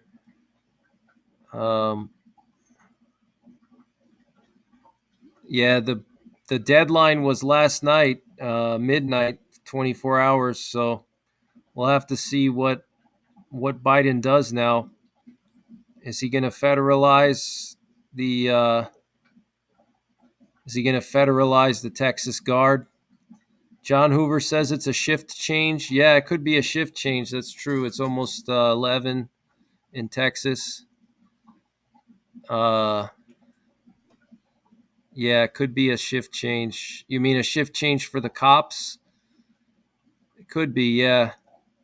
Texas DPS, okay.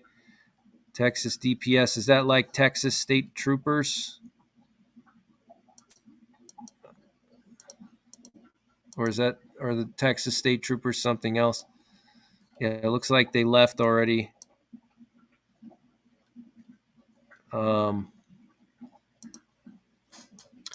We got this RQ-4 Global Hawk going to the Black Sea, going to Romania. Forte 10. Last night we had Forte 15, which was heavily patrolling the Black Sea. So we also had this combat sentry plane go to Japan yesterday, which is pretty interesting. They only have 2 of those combat sentries, and they provide intelligence directly to the president. So if they send a combat sentry somewhere, means that something serious is going on.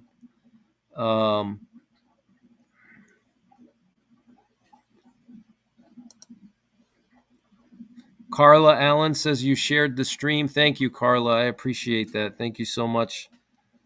Chuck Norris doesn't do push-ups. He pushes down the earth. Yeah. That's funny.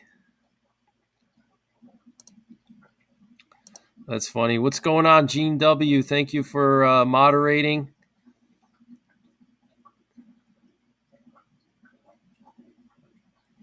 States have to agree to have the National Guard federalized. The Guard would not be required to follow unlawful orders from Biden. Yeah, that's true. There's a lot of different legal aspects to it. You know, I'm not a lawyer, so I'm not going to try to tell you what could happen about that. But yeah, that is true. They're not required to follow orders that are unconstitutional. That's not considered a court-martialable offense. If you disobey an order that's, going against the Constitution, then, obviously you're not going to get court-martialed for that. So, I mean, there's a lot of debate about that in this situation. But that's a good point that you made. It's a very good point.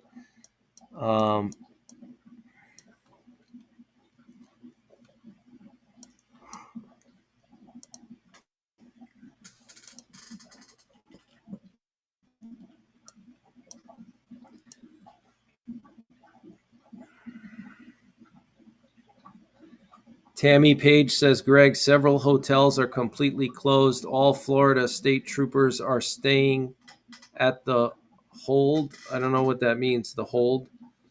Looks like a typo. Hudson Valley says I can finally start my upload in about a half an hour. Chuck Norris is probably a big fan of Greg. That's funny. That would be really funny. Yeah, Chuck Norris was the man. I used to love his... I'll still watch it. Like sometimes I'll play reruns of those old shows. Like, I'll watch like old episodes of Walker, Texas Ranger. And I'll watch like old Star Trek episodes and, just those really good shows and movies from the 90s. I mean, they were the best, just the best. I'll still watch them.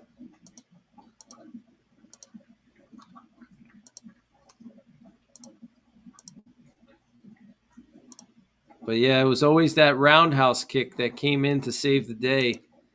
That roundhouse kick was just devastating. The Chuck Norris roundhouse kick. That thing was crazy.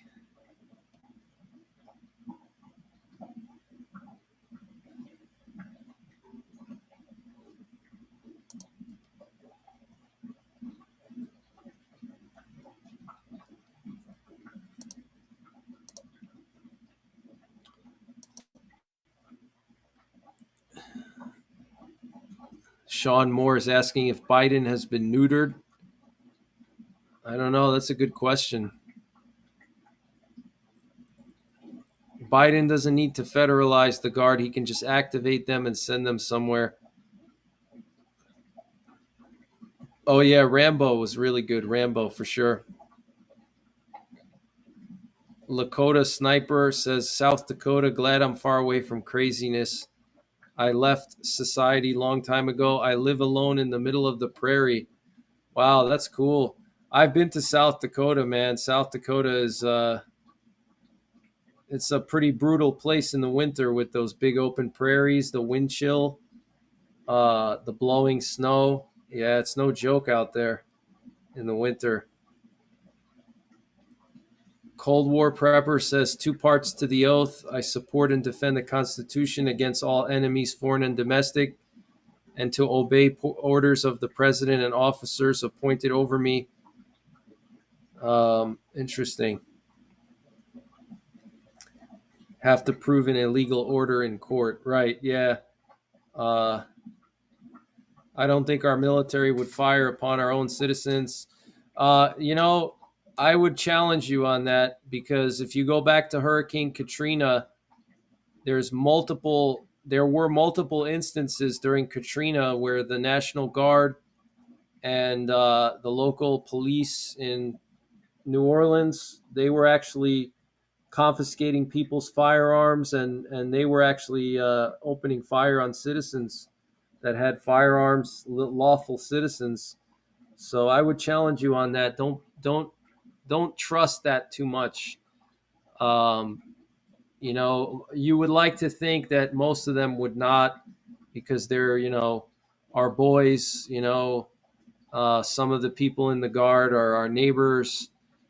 But you just never know. I mean, look what happened in Katrina, okay? They went around, took everybody's guns away. Lawful citizens had their guns taken away, confiscated. So I wouldn't, trust that too much. I know a lot of people in the prepping community, they like to think like, oh, if there's a SHTF, the military and the police are not going to turn on us, will they?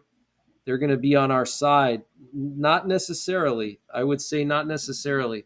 And I'm not saying that to demonize, the military or the police, but just look at historical events and you'll see that that's not always the case. I would like to think that they wouldn't, but just look at how many states have unconstitutional gun laws, and every day people get arrested and go to jail for unconstitutional gun laws. People get arrested for it all the time, and those, what about those police officers that make those arrests? They're knowingly arresting people who are not really doing anything wrong. They're going against the unconstitutional laws of that jurisdiction, but they're exercising their constitutional right to own a firearm, and they get arrested for it, whatever. So I wouldn't necessarily say that, every single cop or every single military is going to be, gung-ho about, they're going to come and save us. Not necessarily. They might come and try to take your supplies too, or arrest you or whatever, kick you out of your house, whatever the situation is. I try to stay optimistic, and, in general, I think positively of our military and our police, but there's been a lot of situations where people have been had their rights violated for doing nothing, basically. And like I said, every single day people get arrested in some of these communist states, people get arrested every day. I mean, just look at New York City. New York City violates the Second Amendment every single day. They have all these gun laws. People get arrested for all these stupid laws they have there, and those cops made those arrests, didn't they? So, if there's a SHTF situation, how do you think those same cops are going to react? You think they're going to be your buddy? I don't think so.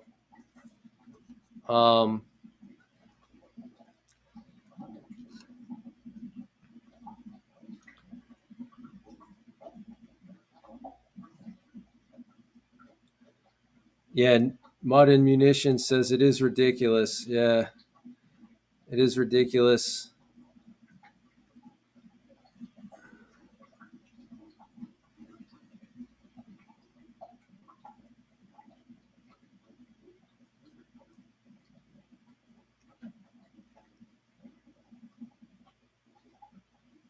Texas is a Second Amendment sanctuary state.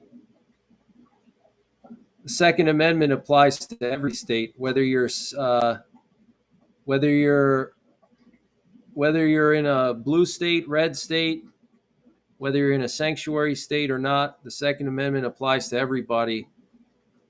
The Second Amendment is the supreme. The Constitution trumps everything else. Don't let your politicians make you think otherwise. Um,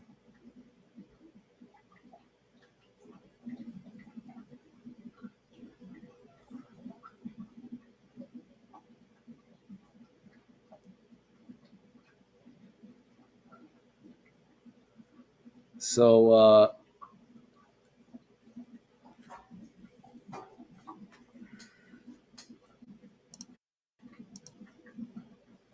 we got this RQ-4 going to the Black Sea now. Forte 10.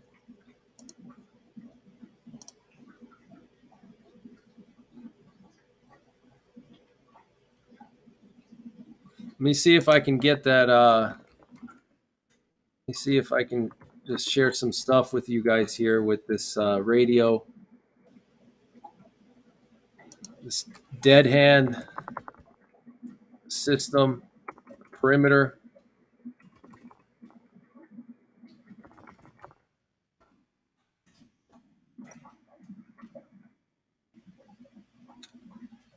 See if I can get that video here for you guys. The Russian dead hand system when it was activated earlier this week. This was on Monday, I think it was. Yeah, Monday. I'm gonna get that audio. I'm gonna get that up on the screen.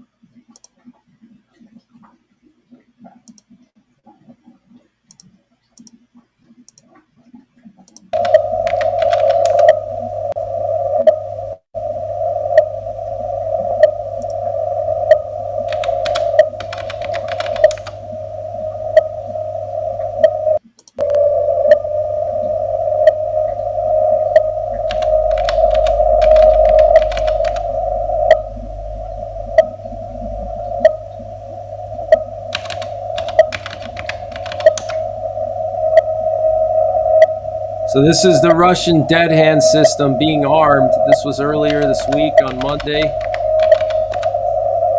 Yeah, it is very creepy. Extremely creepy, yep. Extremely creepy.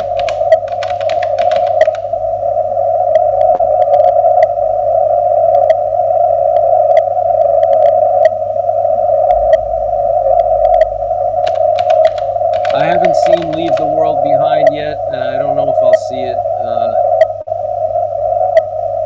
New York is going to do bail reform, yeah. So stupid. So stupid, yeah. Sounds alien, yeah, it kind of does sound alien. You can hear that ticking noise. That's the Russian perimeter system, the dead hand. Turning on. They turned it on this week. That means that they're preparing for war. Okay, that's why Putin went to Kaliningrad. That's why Lukashenko's going to Moscow. That's why NATO's doing this massive exercise, because we are on the verge of war with Russia right now. So they turned their dead hand system on.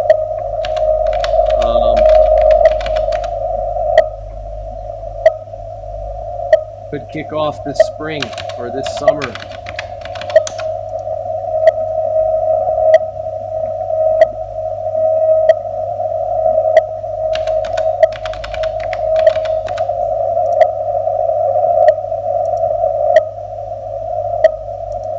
Could read a little bit about it on Wikipedia. Maybe we'll read it together.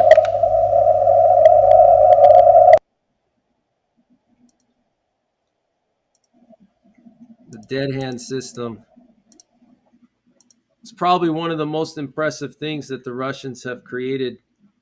Dead hand, also known as perimeter, Sistema Perimeter, I don't know how to say that, is a Cold War era automatic nuclear weapons control system, similar in concept to the American ANDRC-8 emergency rocket communication system that was constructed by the Soviet Union.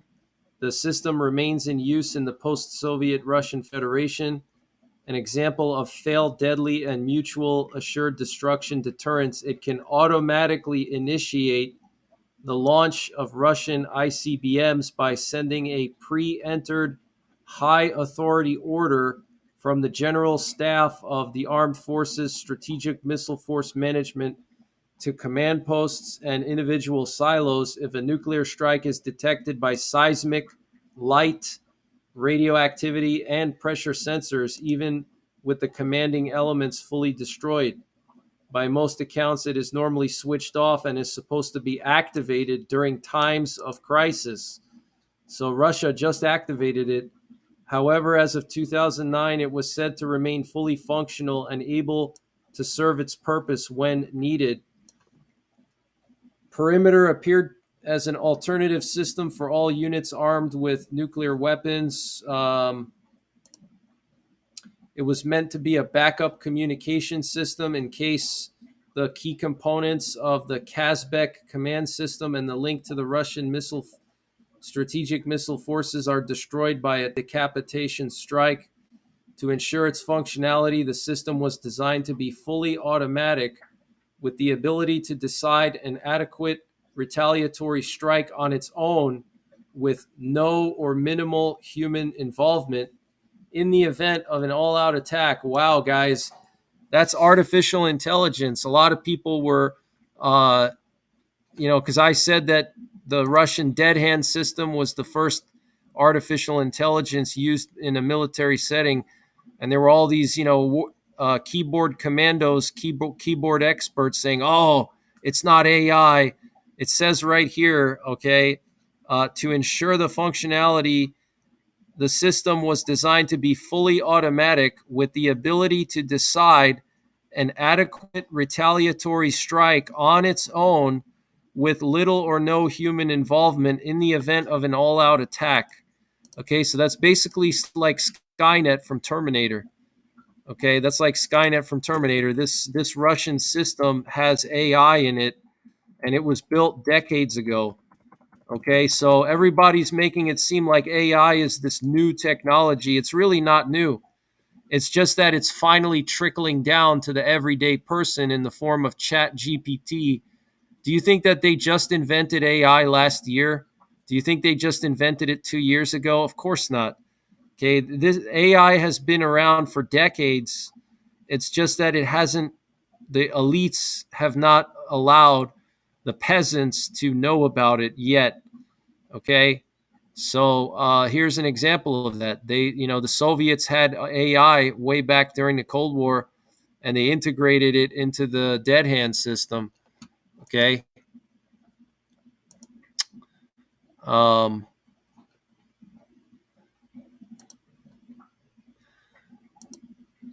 According to Vladimir Yarinich, a developer of the system, this system also served as a buffer against hasty decisions based on unverified information by the country's leadership.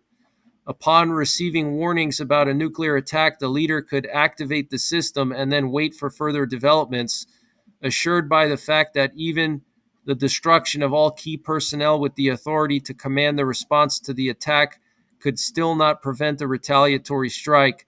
Thus, use of the system would theoretically reduce the likeliness of a false alarm triggered retaliation. The purpose of the dead hand system, as described in the book of the same name, was to maintain a second strike capability by ensuring that the destruction of the Soviet leadership would not have prevented the Soviet military from releasing its weapons. The problem, though, with this dead hand system, as good as it sounds, the problem is that if they wait for it sounds good on paper, like, yeah, if you nuke us, we're gonna it doesn't matter if our leadership is alive or not, we're going to automatically nuke you back. It sounds good on paper, but reality is different, because what happens if in our first strike we destroy basically all of their missiles, or most of them, 90% of them we destroy with the first strike, and then the computer decides, okay, now we have to launch a retaliation. By then it's already too late, because the missiles have already landed and we destroyed all their silos, all their launch platforms, their bombers. The only thing that would survive would be their subs, so they could still retaliate with their subs, and then they could retaliate with the mobile launchers, the trucks, but otherwise all the silos would be destroyed, all the bombers would be destroyed. So only like probably 30 to 40% of their arsenal would still remain intact after our first strike. So they would still be able to hit us, but it wouldn't be with their full arsenal if they waited for the detonations to occur and then retaliate after. Soviet concern about the issue grew with the U.S. development of highly accurate submarine-launched ballistic missile systems in the 1980s. Until then, the United States would have delivered most nuclear weapons by long-range bomber or ICBM. Earlier U.S. sub-launched missiles, such as the 1960s vintage UGM-27 Polaris and the 1970s UGM-73 Poseidon, were considered too inaccurate for a counter-force or first strike attack, an attack against an opponent's weapons. SLBMs were reserved for attacking cities where accuracy was of less importance. In the first case, an opponent with effective radar and satellite surveillance could detect a 30-minute warning of an attack before the first detonation. This made an effective first strike difficult, because the opponent would have time to launch on warning to reduce the risk of their forces being destroyed on the ground. The development of highly accurate SLBMs such as the Trident C4 and later the D5 upset this balance. The Trident D5 is considered as accurate as any land-based ICBM. Therefore, US or UK Trident submarine systems could stealthily approach an enemy's coast and launch highly accurate warheads at close range, reducing the available warning to less than 3 minutes, making a counterforce first strike or decapitation strike viable. Wow, within 3 minutes, guys, we could hit Russia's leadership from our subs within 3 minutes. The Soviet Union took steps to ensure that nuclear retaliation and hence deterrence were made possible, even if its leadership were to be destroyed in a surprise attack. In contrast, Thompson argues that perimeter's function was to limit acts of misjudgment by political or military leadership in the tight decision-making window between SLBM cruise missile launches and impact. He quotes Zeleznikov on the purpose of perimeter being to cool down all these hotheads and extremists. No matter what was going to happen, there would still be revenge, blah, blah, blah. And it used a commanding rocket. So basically the way it would work is once the computer detected the nuclear blasts, and then it would determine if the leadership is still alive. If the leadership was not alive, then it would launch a command rocket, which is basically a missile with a special warhead that would send out instructions to all the remaining missiles and tell them to launch. Okay, so it's a very interesting situation with this dead hand system.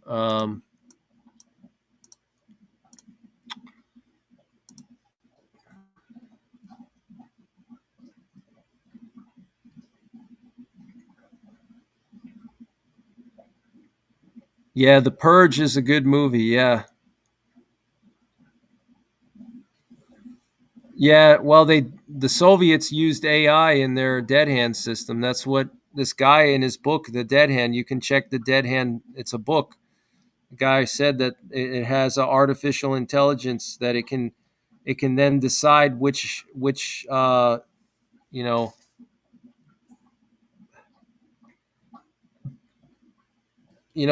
might have had AI, but in a very small form. when I say that they had AI a long time ago, what I'm saying is that the militaries of the superpowers probably were experimenting with it and developing it. I don't think that we just came out with AI 5 years ago. That's a bunch of BS. I mean, just look at the Terminator movies. They made the Terminator movies in the 80s and the 90s. They had to base the Terminator movies off of something, right? So no, I don't believe that, we just invented artificial intelligence 2 years ago. Bullshit. Okay. If you believe that, that's fine. If that makes you feel good, believe it, but I don't believe that. AI has been around for decades. They've developed it a long time ago. They just didn't tell anybody about it. They kept it secret. Something like AI takes a very long time to develop anyway, but I don't think they just invented it now or in the last 10 years or in that last 20 years. I don't believe that at all. Look up the Russian buzzer. Yeah. The Russian buzzer. Yeah, the Russian buzzer. I follow the Russian buzzer. Yep. I know what the Russian buzzer is. I've reported on it a lot. Thanks for sharing, though. The Russian buzzer was active a few days ago, actually. Yeah, the Russian buzzer, that's the equivalent of like our nuclear attack options, the EAMs. A lot of people confuse the Russian buzzer with the woodpecker. The woodpecker is something completely different. The Russian buzzer is the Russian nuclear forces, and the Russian woodpecker was the over-the-horizon radar during the Cold War that was built in Chernobyl. The Duga array, the big antenna near Chernobyl, that was the Russian woodpecker, and that's completely separate from the Russian buzzer.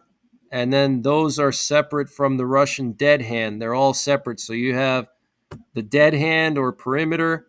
That one has its own radio signal. Then you have the Russian buzzer, different signal. And then the Russian woodpecker, which doesn't exist anymore. That's defunct since the 1980s. The Russian woodpecker is defunct. Just to clear that up, because a lot of people were getting confused. Yeah, the Russian buzzer is right near St. Petersburg. I looked it up also. It's right on the side of the highway. Yeah, I've done a few videos on that, actually. Yeah, it's very interesting. Yep, the Russian buzzers. It's in a nondescript building right on a 2-lane highway just north of St. Petersburg. It's very interesting, yeah. AI maybe from downed UFO craft. Yeah, very well could be. It very well could be from UFO craft for sure. Imagine if the Russians ran out of vodka. That's funny. That would definitely be World War III then. They would launch nukes immediately.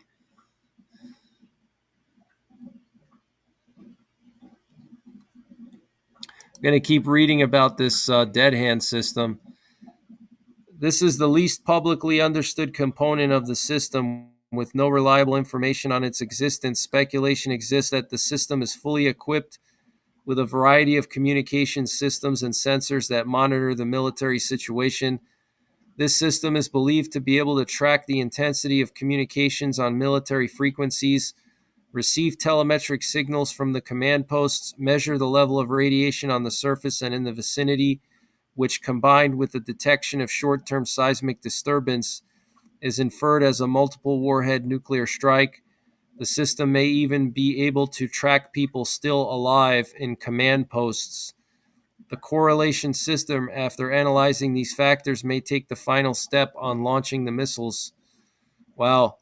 Another hypothesis suggests that a dead man switch is utilized. Upon receiving information about a missile launch, the Supreme Commander sets the system active, which, if not detecting a signal to stop the combat algorithm, automatically launches the commanding missile. In an informal interview with Wired, Valery Yaranich, one of the developers, revealed the following information about the algorithm Perimeter works on. It was designed to lie semi-dormant until switched on by a high official in a crisis. So that's what they just did. They just switched it on. Then it would begin monitoring a network of seismic, radiation, and air pressure sensors for signs of nuclear explosions.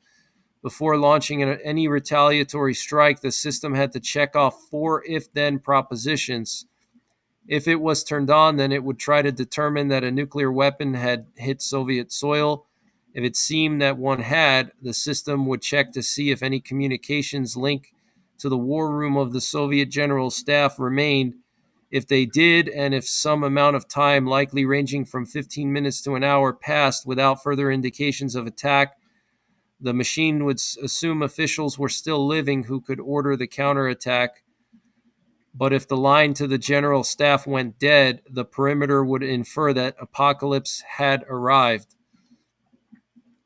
And apparently the perimeter system is located in a bunker under Kozvinsky Kamen in the northern Ural Mountains. That's a major Russian doomsday bunker, by the way, Kozvinsky Kamen. Kamen is rock in Russian, rock. Kozvinsky rock.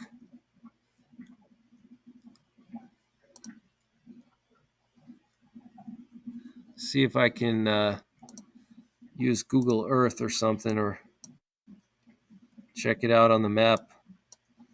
You can see the bunker entrance here. Check this out.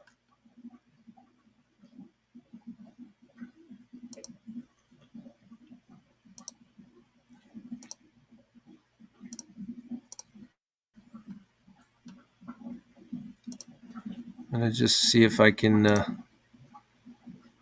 get that on the screen. Oh, maybe not. It's going to be kind of annoying.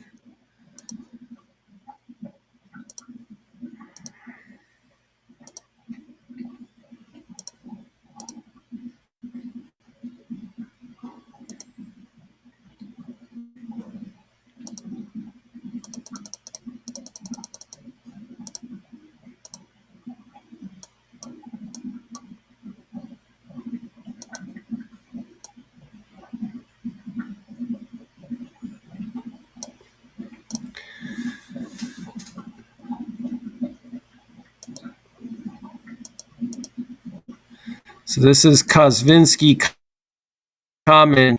It's the Russian doomsday bunker, giant mountain here in the northern Urals. Actually, looks like the central Urals, not the northern. It's north of Yekaterinburg. Kozvinsky Kamen.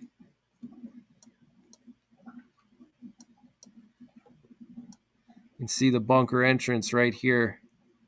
Looks like a bunker entrance right into the side of the mountain here. Or maybe over here. What's that? Looks like some kind of entrance there. Oh, maybe right here. That looks like the entrance right there. This looks like the bunker entrance right there to Kozvinsky Kamen. Right there.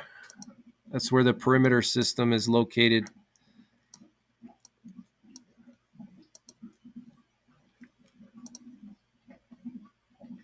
Yeah, it is very interesting.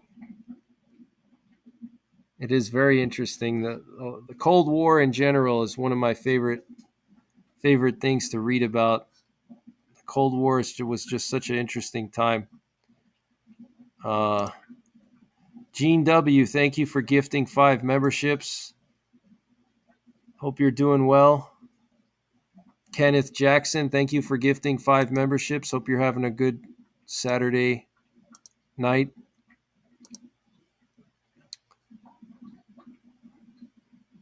Crosby, thank you for the donation. Crosby, look up custodian file. Okay, I'll definitely check into that custodian file. You guys wouldn't believe what I've had to deal with just to be able to chat in here, says Beautiful Chaos. Thank you for the donation, Beautiful Chaos. I'm not sure what you mean by that. Vanessa Dubois, thank you for the donation. I hope you're doing well. Thank you so much. I really appreciate all your support. Is that a fish tank in the background? No, that's probably my gutter outside. And there's a French drain next to my foundation, so when it rains, it makes that gurgling noise. It's just from the gutter outside.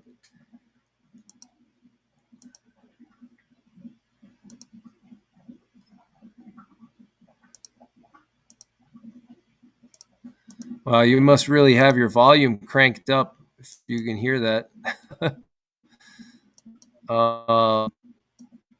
There's the cosmic come in, the Russian doomsday bunker. Looks like they're doing some excavation here. Bunch of excavation going on. Look at this. It's really strange. Get all these weird excavations they're doing here outside of Kosvinsky Kamen.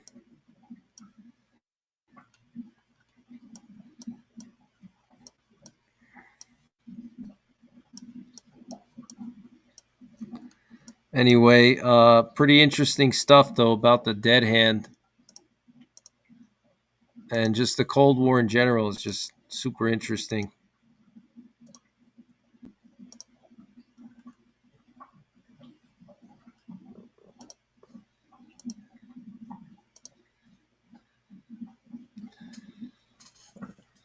So we got live cameras on the screen of Eagle Pass monitoring the situation.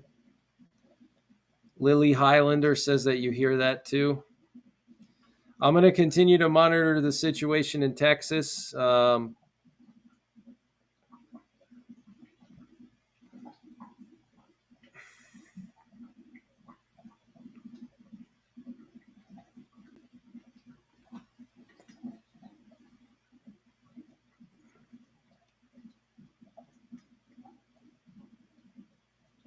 So I'm going to keep you guys updated with everything going on over there.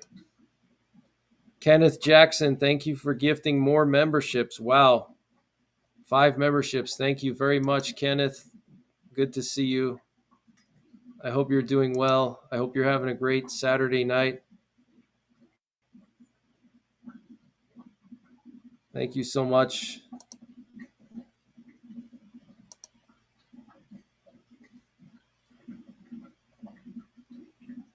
A lot of people are saying that Governor Abbott in Texas is part of the World Economic Forum. I don't know. I mean, I don't see why he would. I mean, a lot of leaders go to the World Economic Forum. It doesn't necessarily mean that they're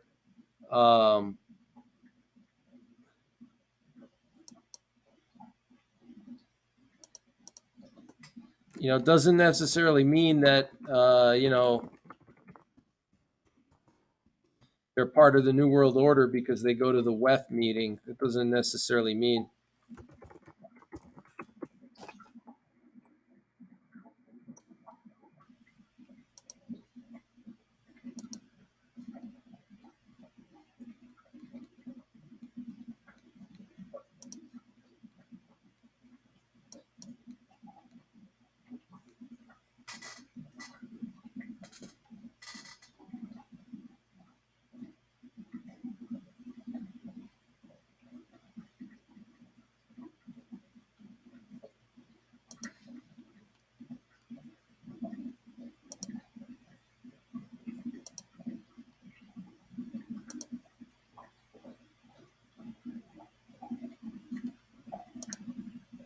Just checking for I'm just checking for updates.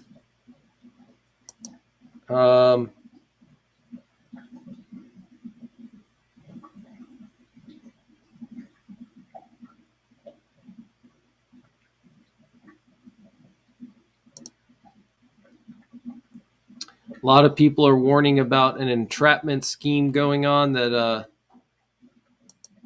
there could be entrapment. Wow, we have Governor Stitt of Oklahoma saying that there could be a force-on-force conflict. Wow.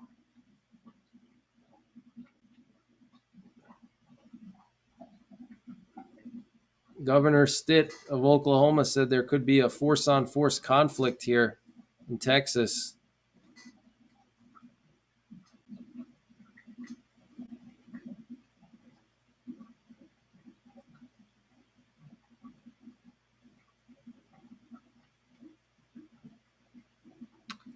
Let me read this to you guys. The escalating tensions between Texas and the Biden administration over border control have reached a new peak, as highlighted in a recent interview with Oklahoma Governor Kevin Stitt on Newsmax. Host Carl Higbee's questions to Governor Stitt brought to light the serious possibility of a force-on-force conflict involving the Texas National Guard and federal border officials. Carl Higbee's conversation with Governor Stitt revolved around a critical and sensitive topic: the potential for President Biden to federalize the Texas National Guard. This move would effectively strip Governor Greg Abbott of his control over the Guard. Higbee described the situation as a showdown, questioning the potential reactions from the National Guard and their loyalty in the face of federal orders. Governor Stitt responded by acknowledging the complexity and tension of the situation. He expressed solidarity with Texas in their right to self-defense, but also pointed out the tricky position Biden could find himself in. If the Texas National Guard is federalized, their allegiance shifts to the president, creating a conflict for those who feel a strong duty to protect their home state of Texas. The governor went on to highlight the broader implications of such a decision. He noted that states like Oklahoma, Florida, and Tennessee could potentially send their National Guard units to support Texas. This move signifies the growing concern among states about issues like drug trafficking and security threats linked to the southern border. Stitt revealed his plans to recall Oklahoma National Guard members from overseas assignments in Djibouti and Kenya, considering deploying them to the southern border.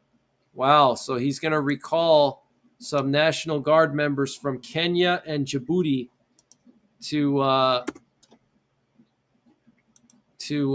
go to Texas. It's very interesting. Let's see, what else does it say here? Where was I?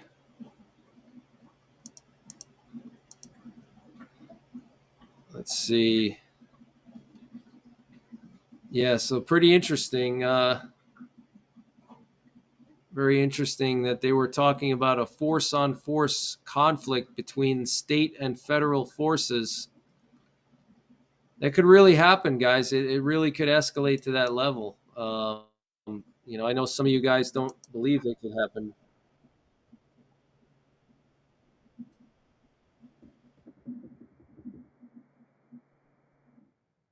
I'm going to play the Russian buzzer for you guys. Some of you guys probably never heard the Russian buzzer before. The Russian buzzer is the Russian nuclear forces that they broadcast on this channel. 4,625 kilohertz is the frequency. And they broadcast, let me see if I can play this for you. And you'll know why it's called the buzzer, because it makes this buzzing noise.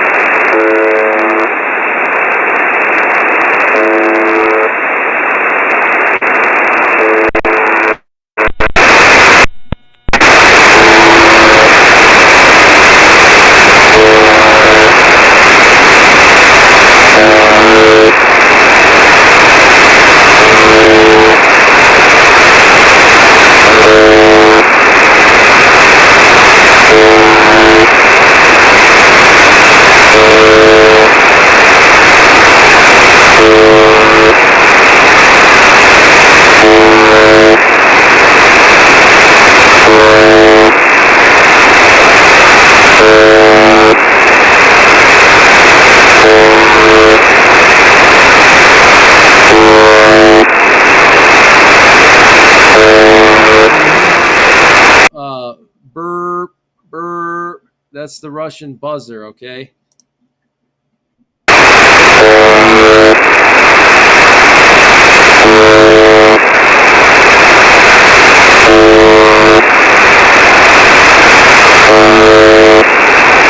So that's the Russian buzzer, and right now it's not transmitting anything. That's just the normal background noise that it constantly makes that background noise all the time until they broadcast an alphanumeric message that goes out to the nuclear forces, the Russian nuclear forces.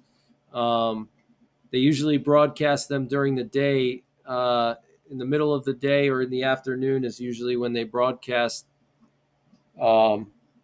It's hard to listen to them. They're not as frequent as American emergency action messages, but they have been pretty active the last few weeks.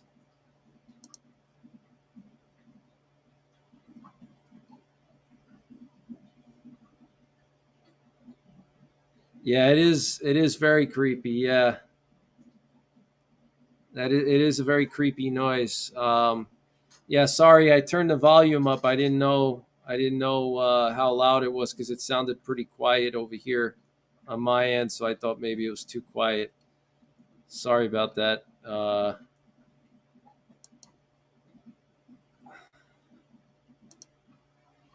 Yeah, that's what the Russian buzzer sounds like. That's how they communicate with their nuclear forces. Um, let's see what's going on here. Oh yeah, a lot of cars lined up here at the Eagle Pass Bridge here. Look, a bunch of cars here waiting to enter the U.S. I think it is, or maybe go to Mexico. I don't know. Maybe go to Mexico. Bunch of cars lined up.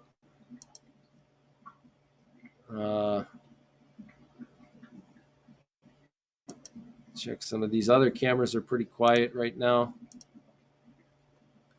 There's definitely a lot of them here. A lot of vehicles here.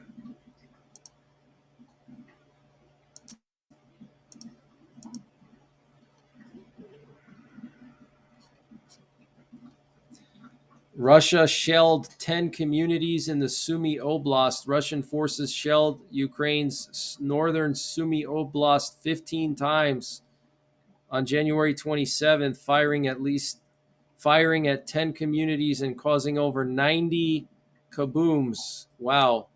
90 kabooms, guys. That is pretty serious. So Russia is shelling Sumy. It's the northern part of Ukraine. That's crazy.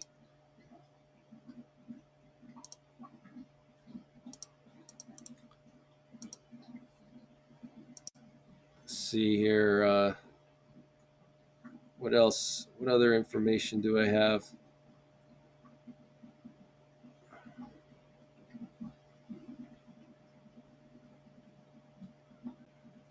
The governor of the Donetsk Oblast said that there were five bodies removed from the rubble of a destroyed house.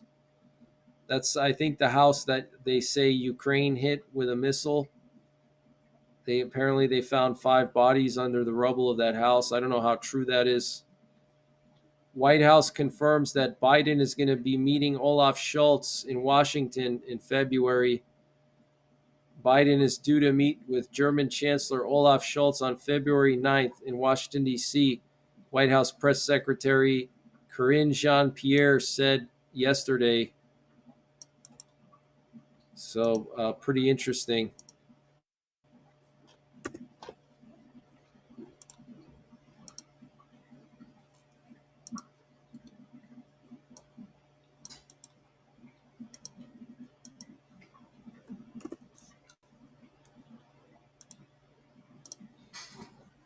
See what else is going on with Ukraine. Russia apparently attacked the Kherson Oblast. Russian attack on the village of Tyahinka in the Kherson Oblast injured a man on January 27th. The 66-year-old man was reportedly hospitalized with shrapnel wounds.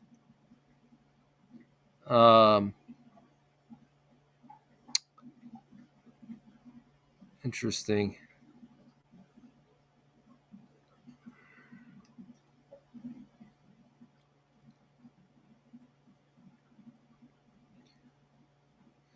The UK Defense Ministry says of Avdiivka unlikely to fall into Russian hands in the coming weeks. Despite Russian attempts to bypass Avdiivka's defenses, Ukrainian defenders are likely to defend the city at least for the coming weeks, the UK Defense Ministry said in its intelligence report on January 27th. So it looks like Russia's trying hard to take Avdiivka. They could take it soon. I don't know. I don't know if I'm that optimistic like the UK is about that. The UK Defense Ministry.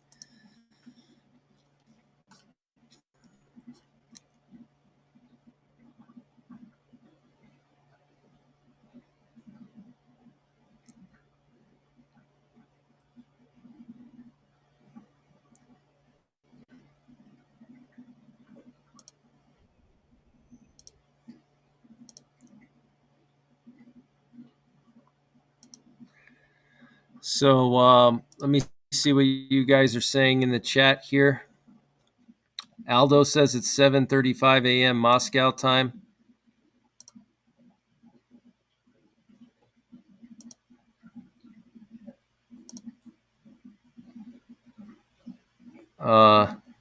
Rodney Middleton, what's going on, Rodney?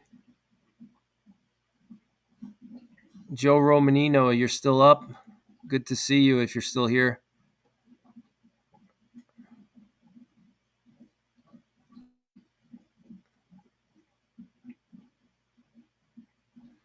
I'm going to check my email, Rodney, and I'll respond to you.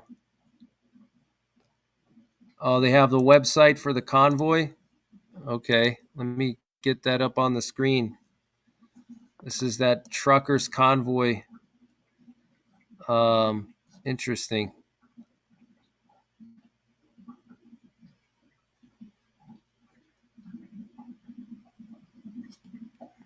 It's called the Take Back Our Border Convoy. Interesting. See if I can get that on the screen.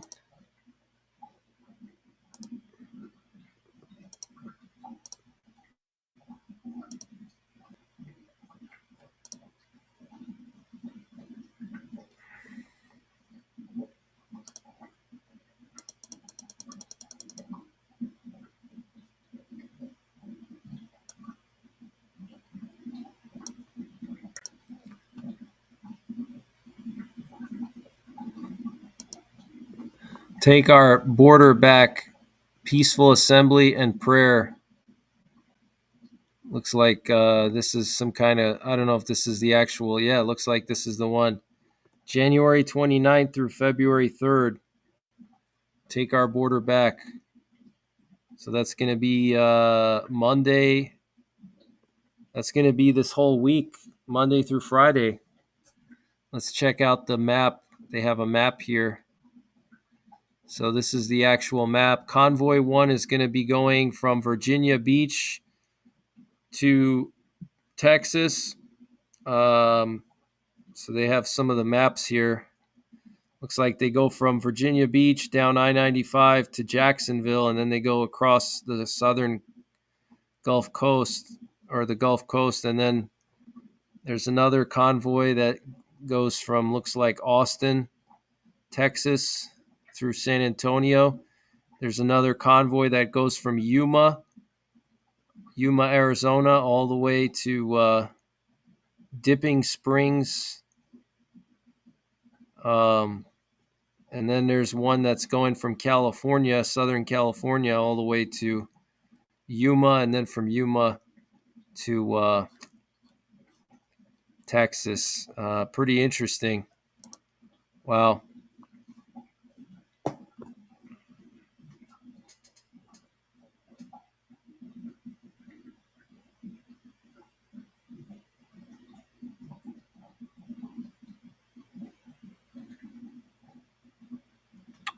Very interesting. Very interesting.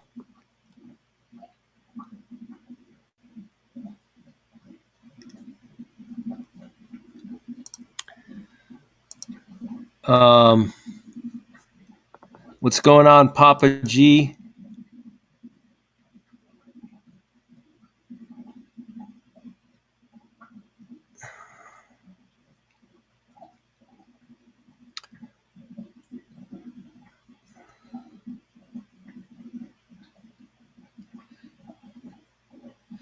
The Foundations of Geopolitics by Alexander Dugin. Yeah, Dugin is a scumbag. Dugin is a scumbag.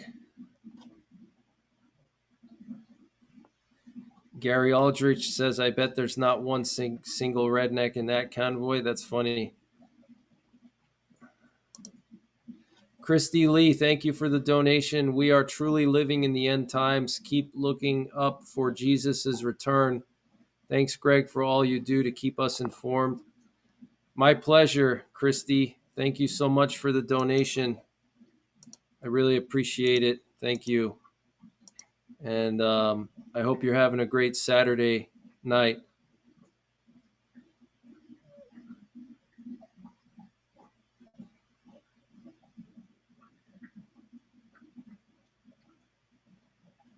The dollar's going to zero. Stock up on food while you still can. Yeah, that's a good point. Yeah, the dollar is crashing. Did I see the video of Governor Abbott in India?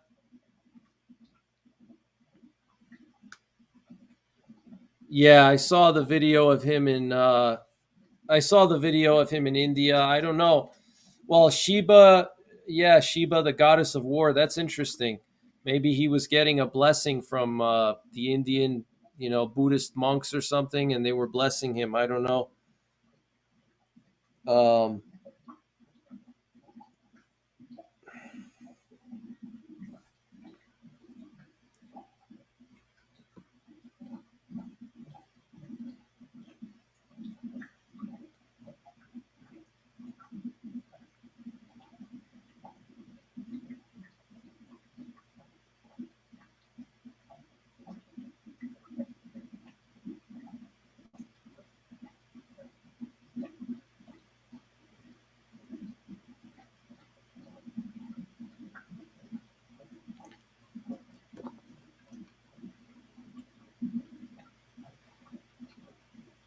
Yeah, the loaf of bread is going to cost. What does the Bible says that a loaf of bread is going to cost? Is it a day's wage or a week's wage?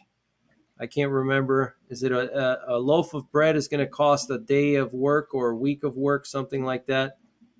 We're getting up to that point. I mean, we're not there right now, but it seems like we're getting there. A day's wage, yeah, that makes sense. A day's wage. Thank you, Crosby, for the donation. Appreciate the donation, Crosby. Thank you so much. Thank you, Salt and Prepper, 5 memberships. Gene W, 5 memberships. Thank you. Kenneth Jackson donated 10 memberships. Thank you, Kenneth. Appreciate you. Thank you guys so much. Maybe I can open up the Bible since it's Sunday already. I know some of you guys are not Christian, but we can read some stuff here. Maybe, I don't know.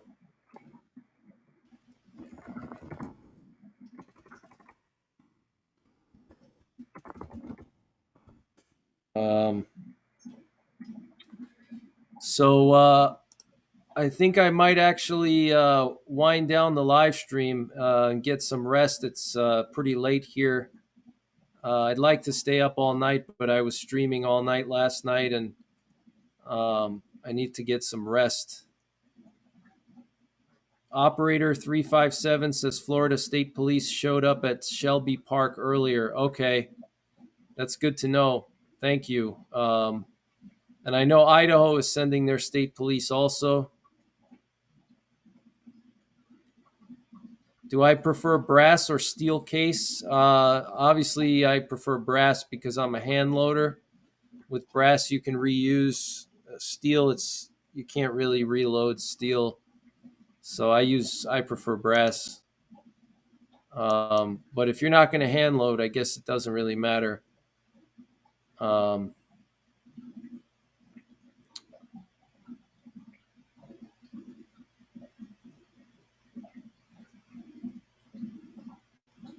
Aldo, good to see you in here, Aldo. Aldo says brass. Yeah, you want brass if you're a prepper. Yep.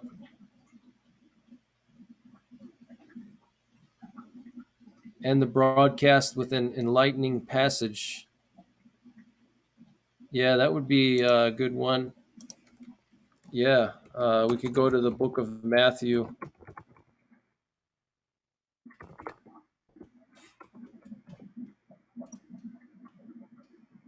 I'm just going to read something from the book of Matthew here. Some of you guys may know this already. It's the Beatitudes. So Jesus said, "Blessed are the poor in spirit, for theirs is the kingdom of heaven. Blessed are those who mourn, for they will be comforted. Blessed are the meek, for they shall inherit the earth. Blessed are those who hunger and thirst for righteousness, for they will be filled. Blessed are the merciful, for they will show mercy. Blessed are the pure in heart, for they will see God. Blessed are the peacemakers, for they will be called children of God. Blessed are those who are persecuted because of righteousness, for theirs is the kingdom of heaven. Blessed are you when people insult you, persecute you, and falsely say all kinds of evil against you because of me. Rejoice and be glad, because great is your reward in heaven. For in the same way they persecuted the prophets who were before you." So that's one of my favorite parts of the Bible. That's from the Sermon on the Mount.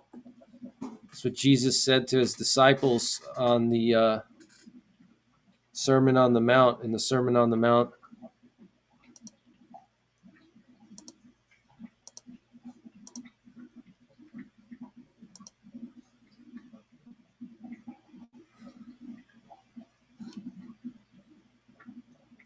Christy Lee says, "Wonderful way to end the live stream."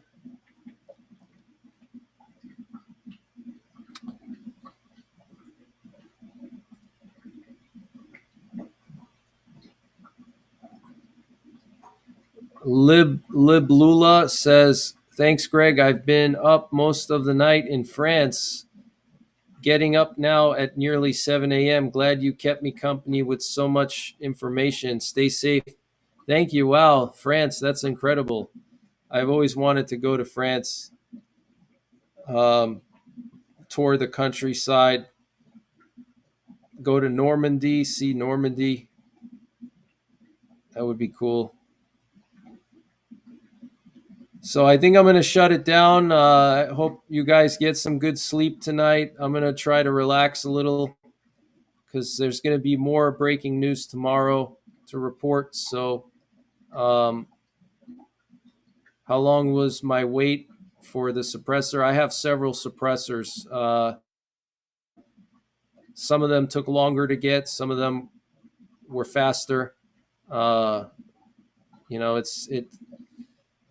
one I had I did a paper file one before the e-files came out. I did a paper file and that took 13 months. And then I did one with the e-file that took like 7 months, I think. And I'm actually waiting for one right now that I just put in October. So that's already like 4 months. So hopefully I'll be able to get it this spring.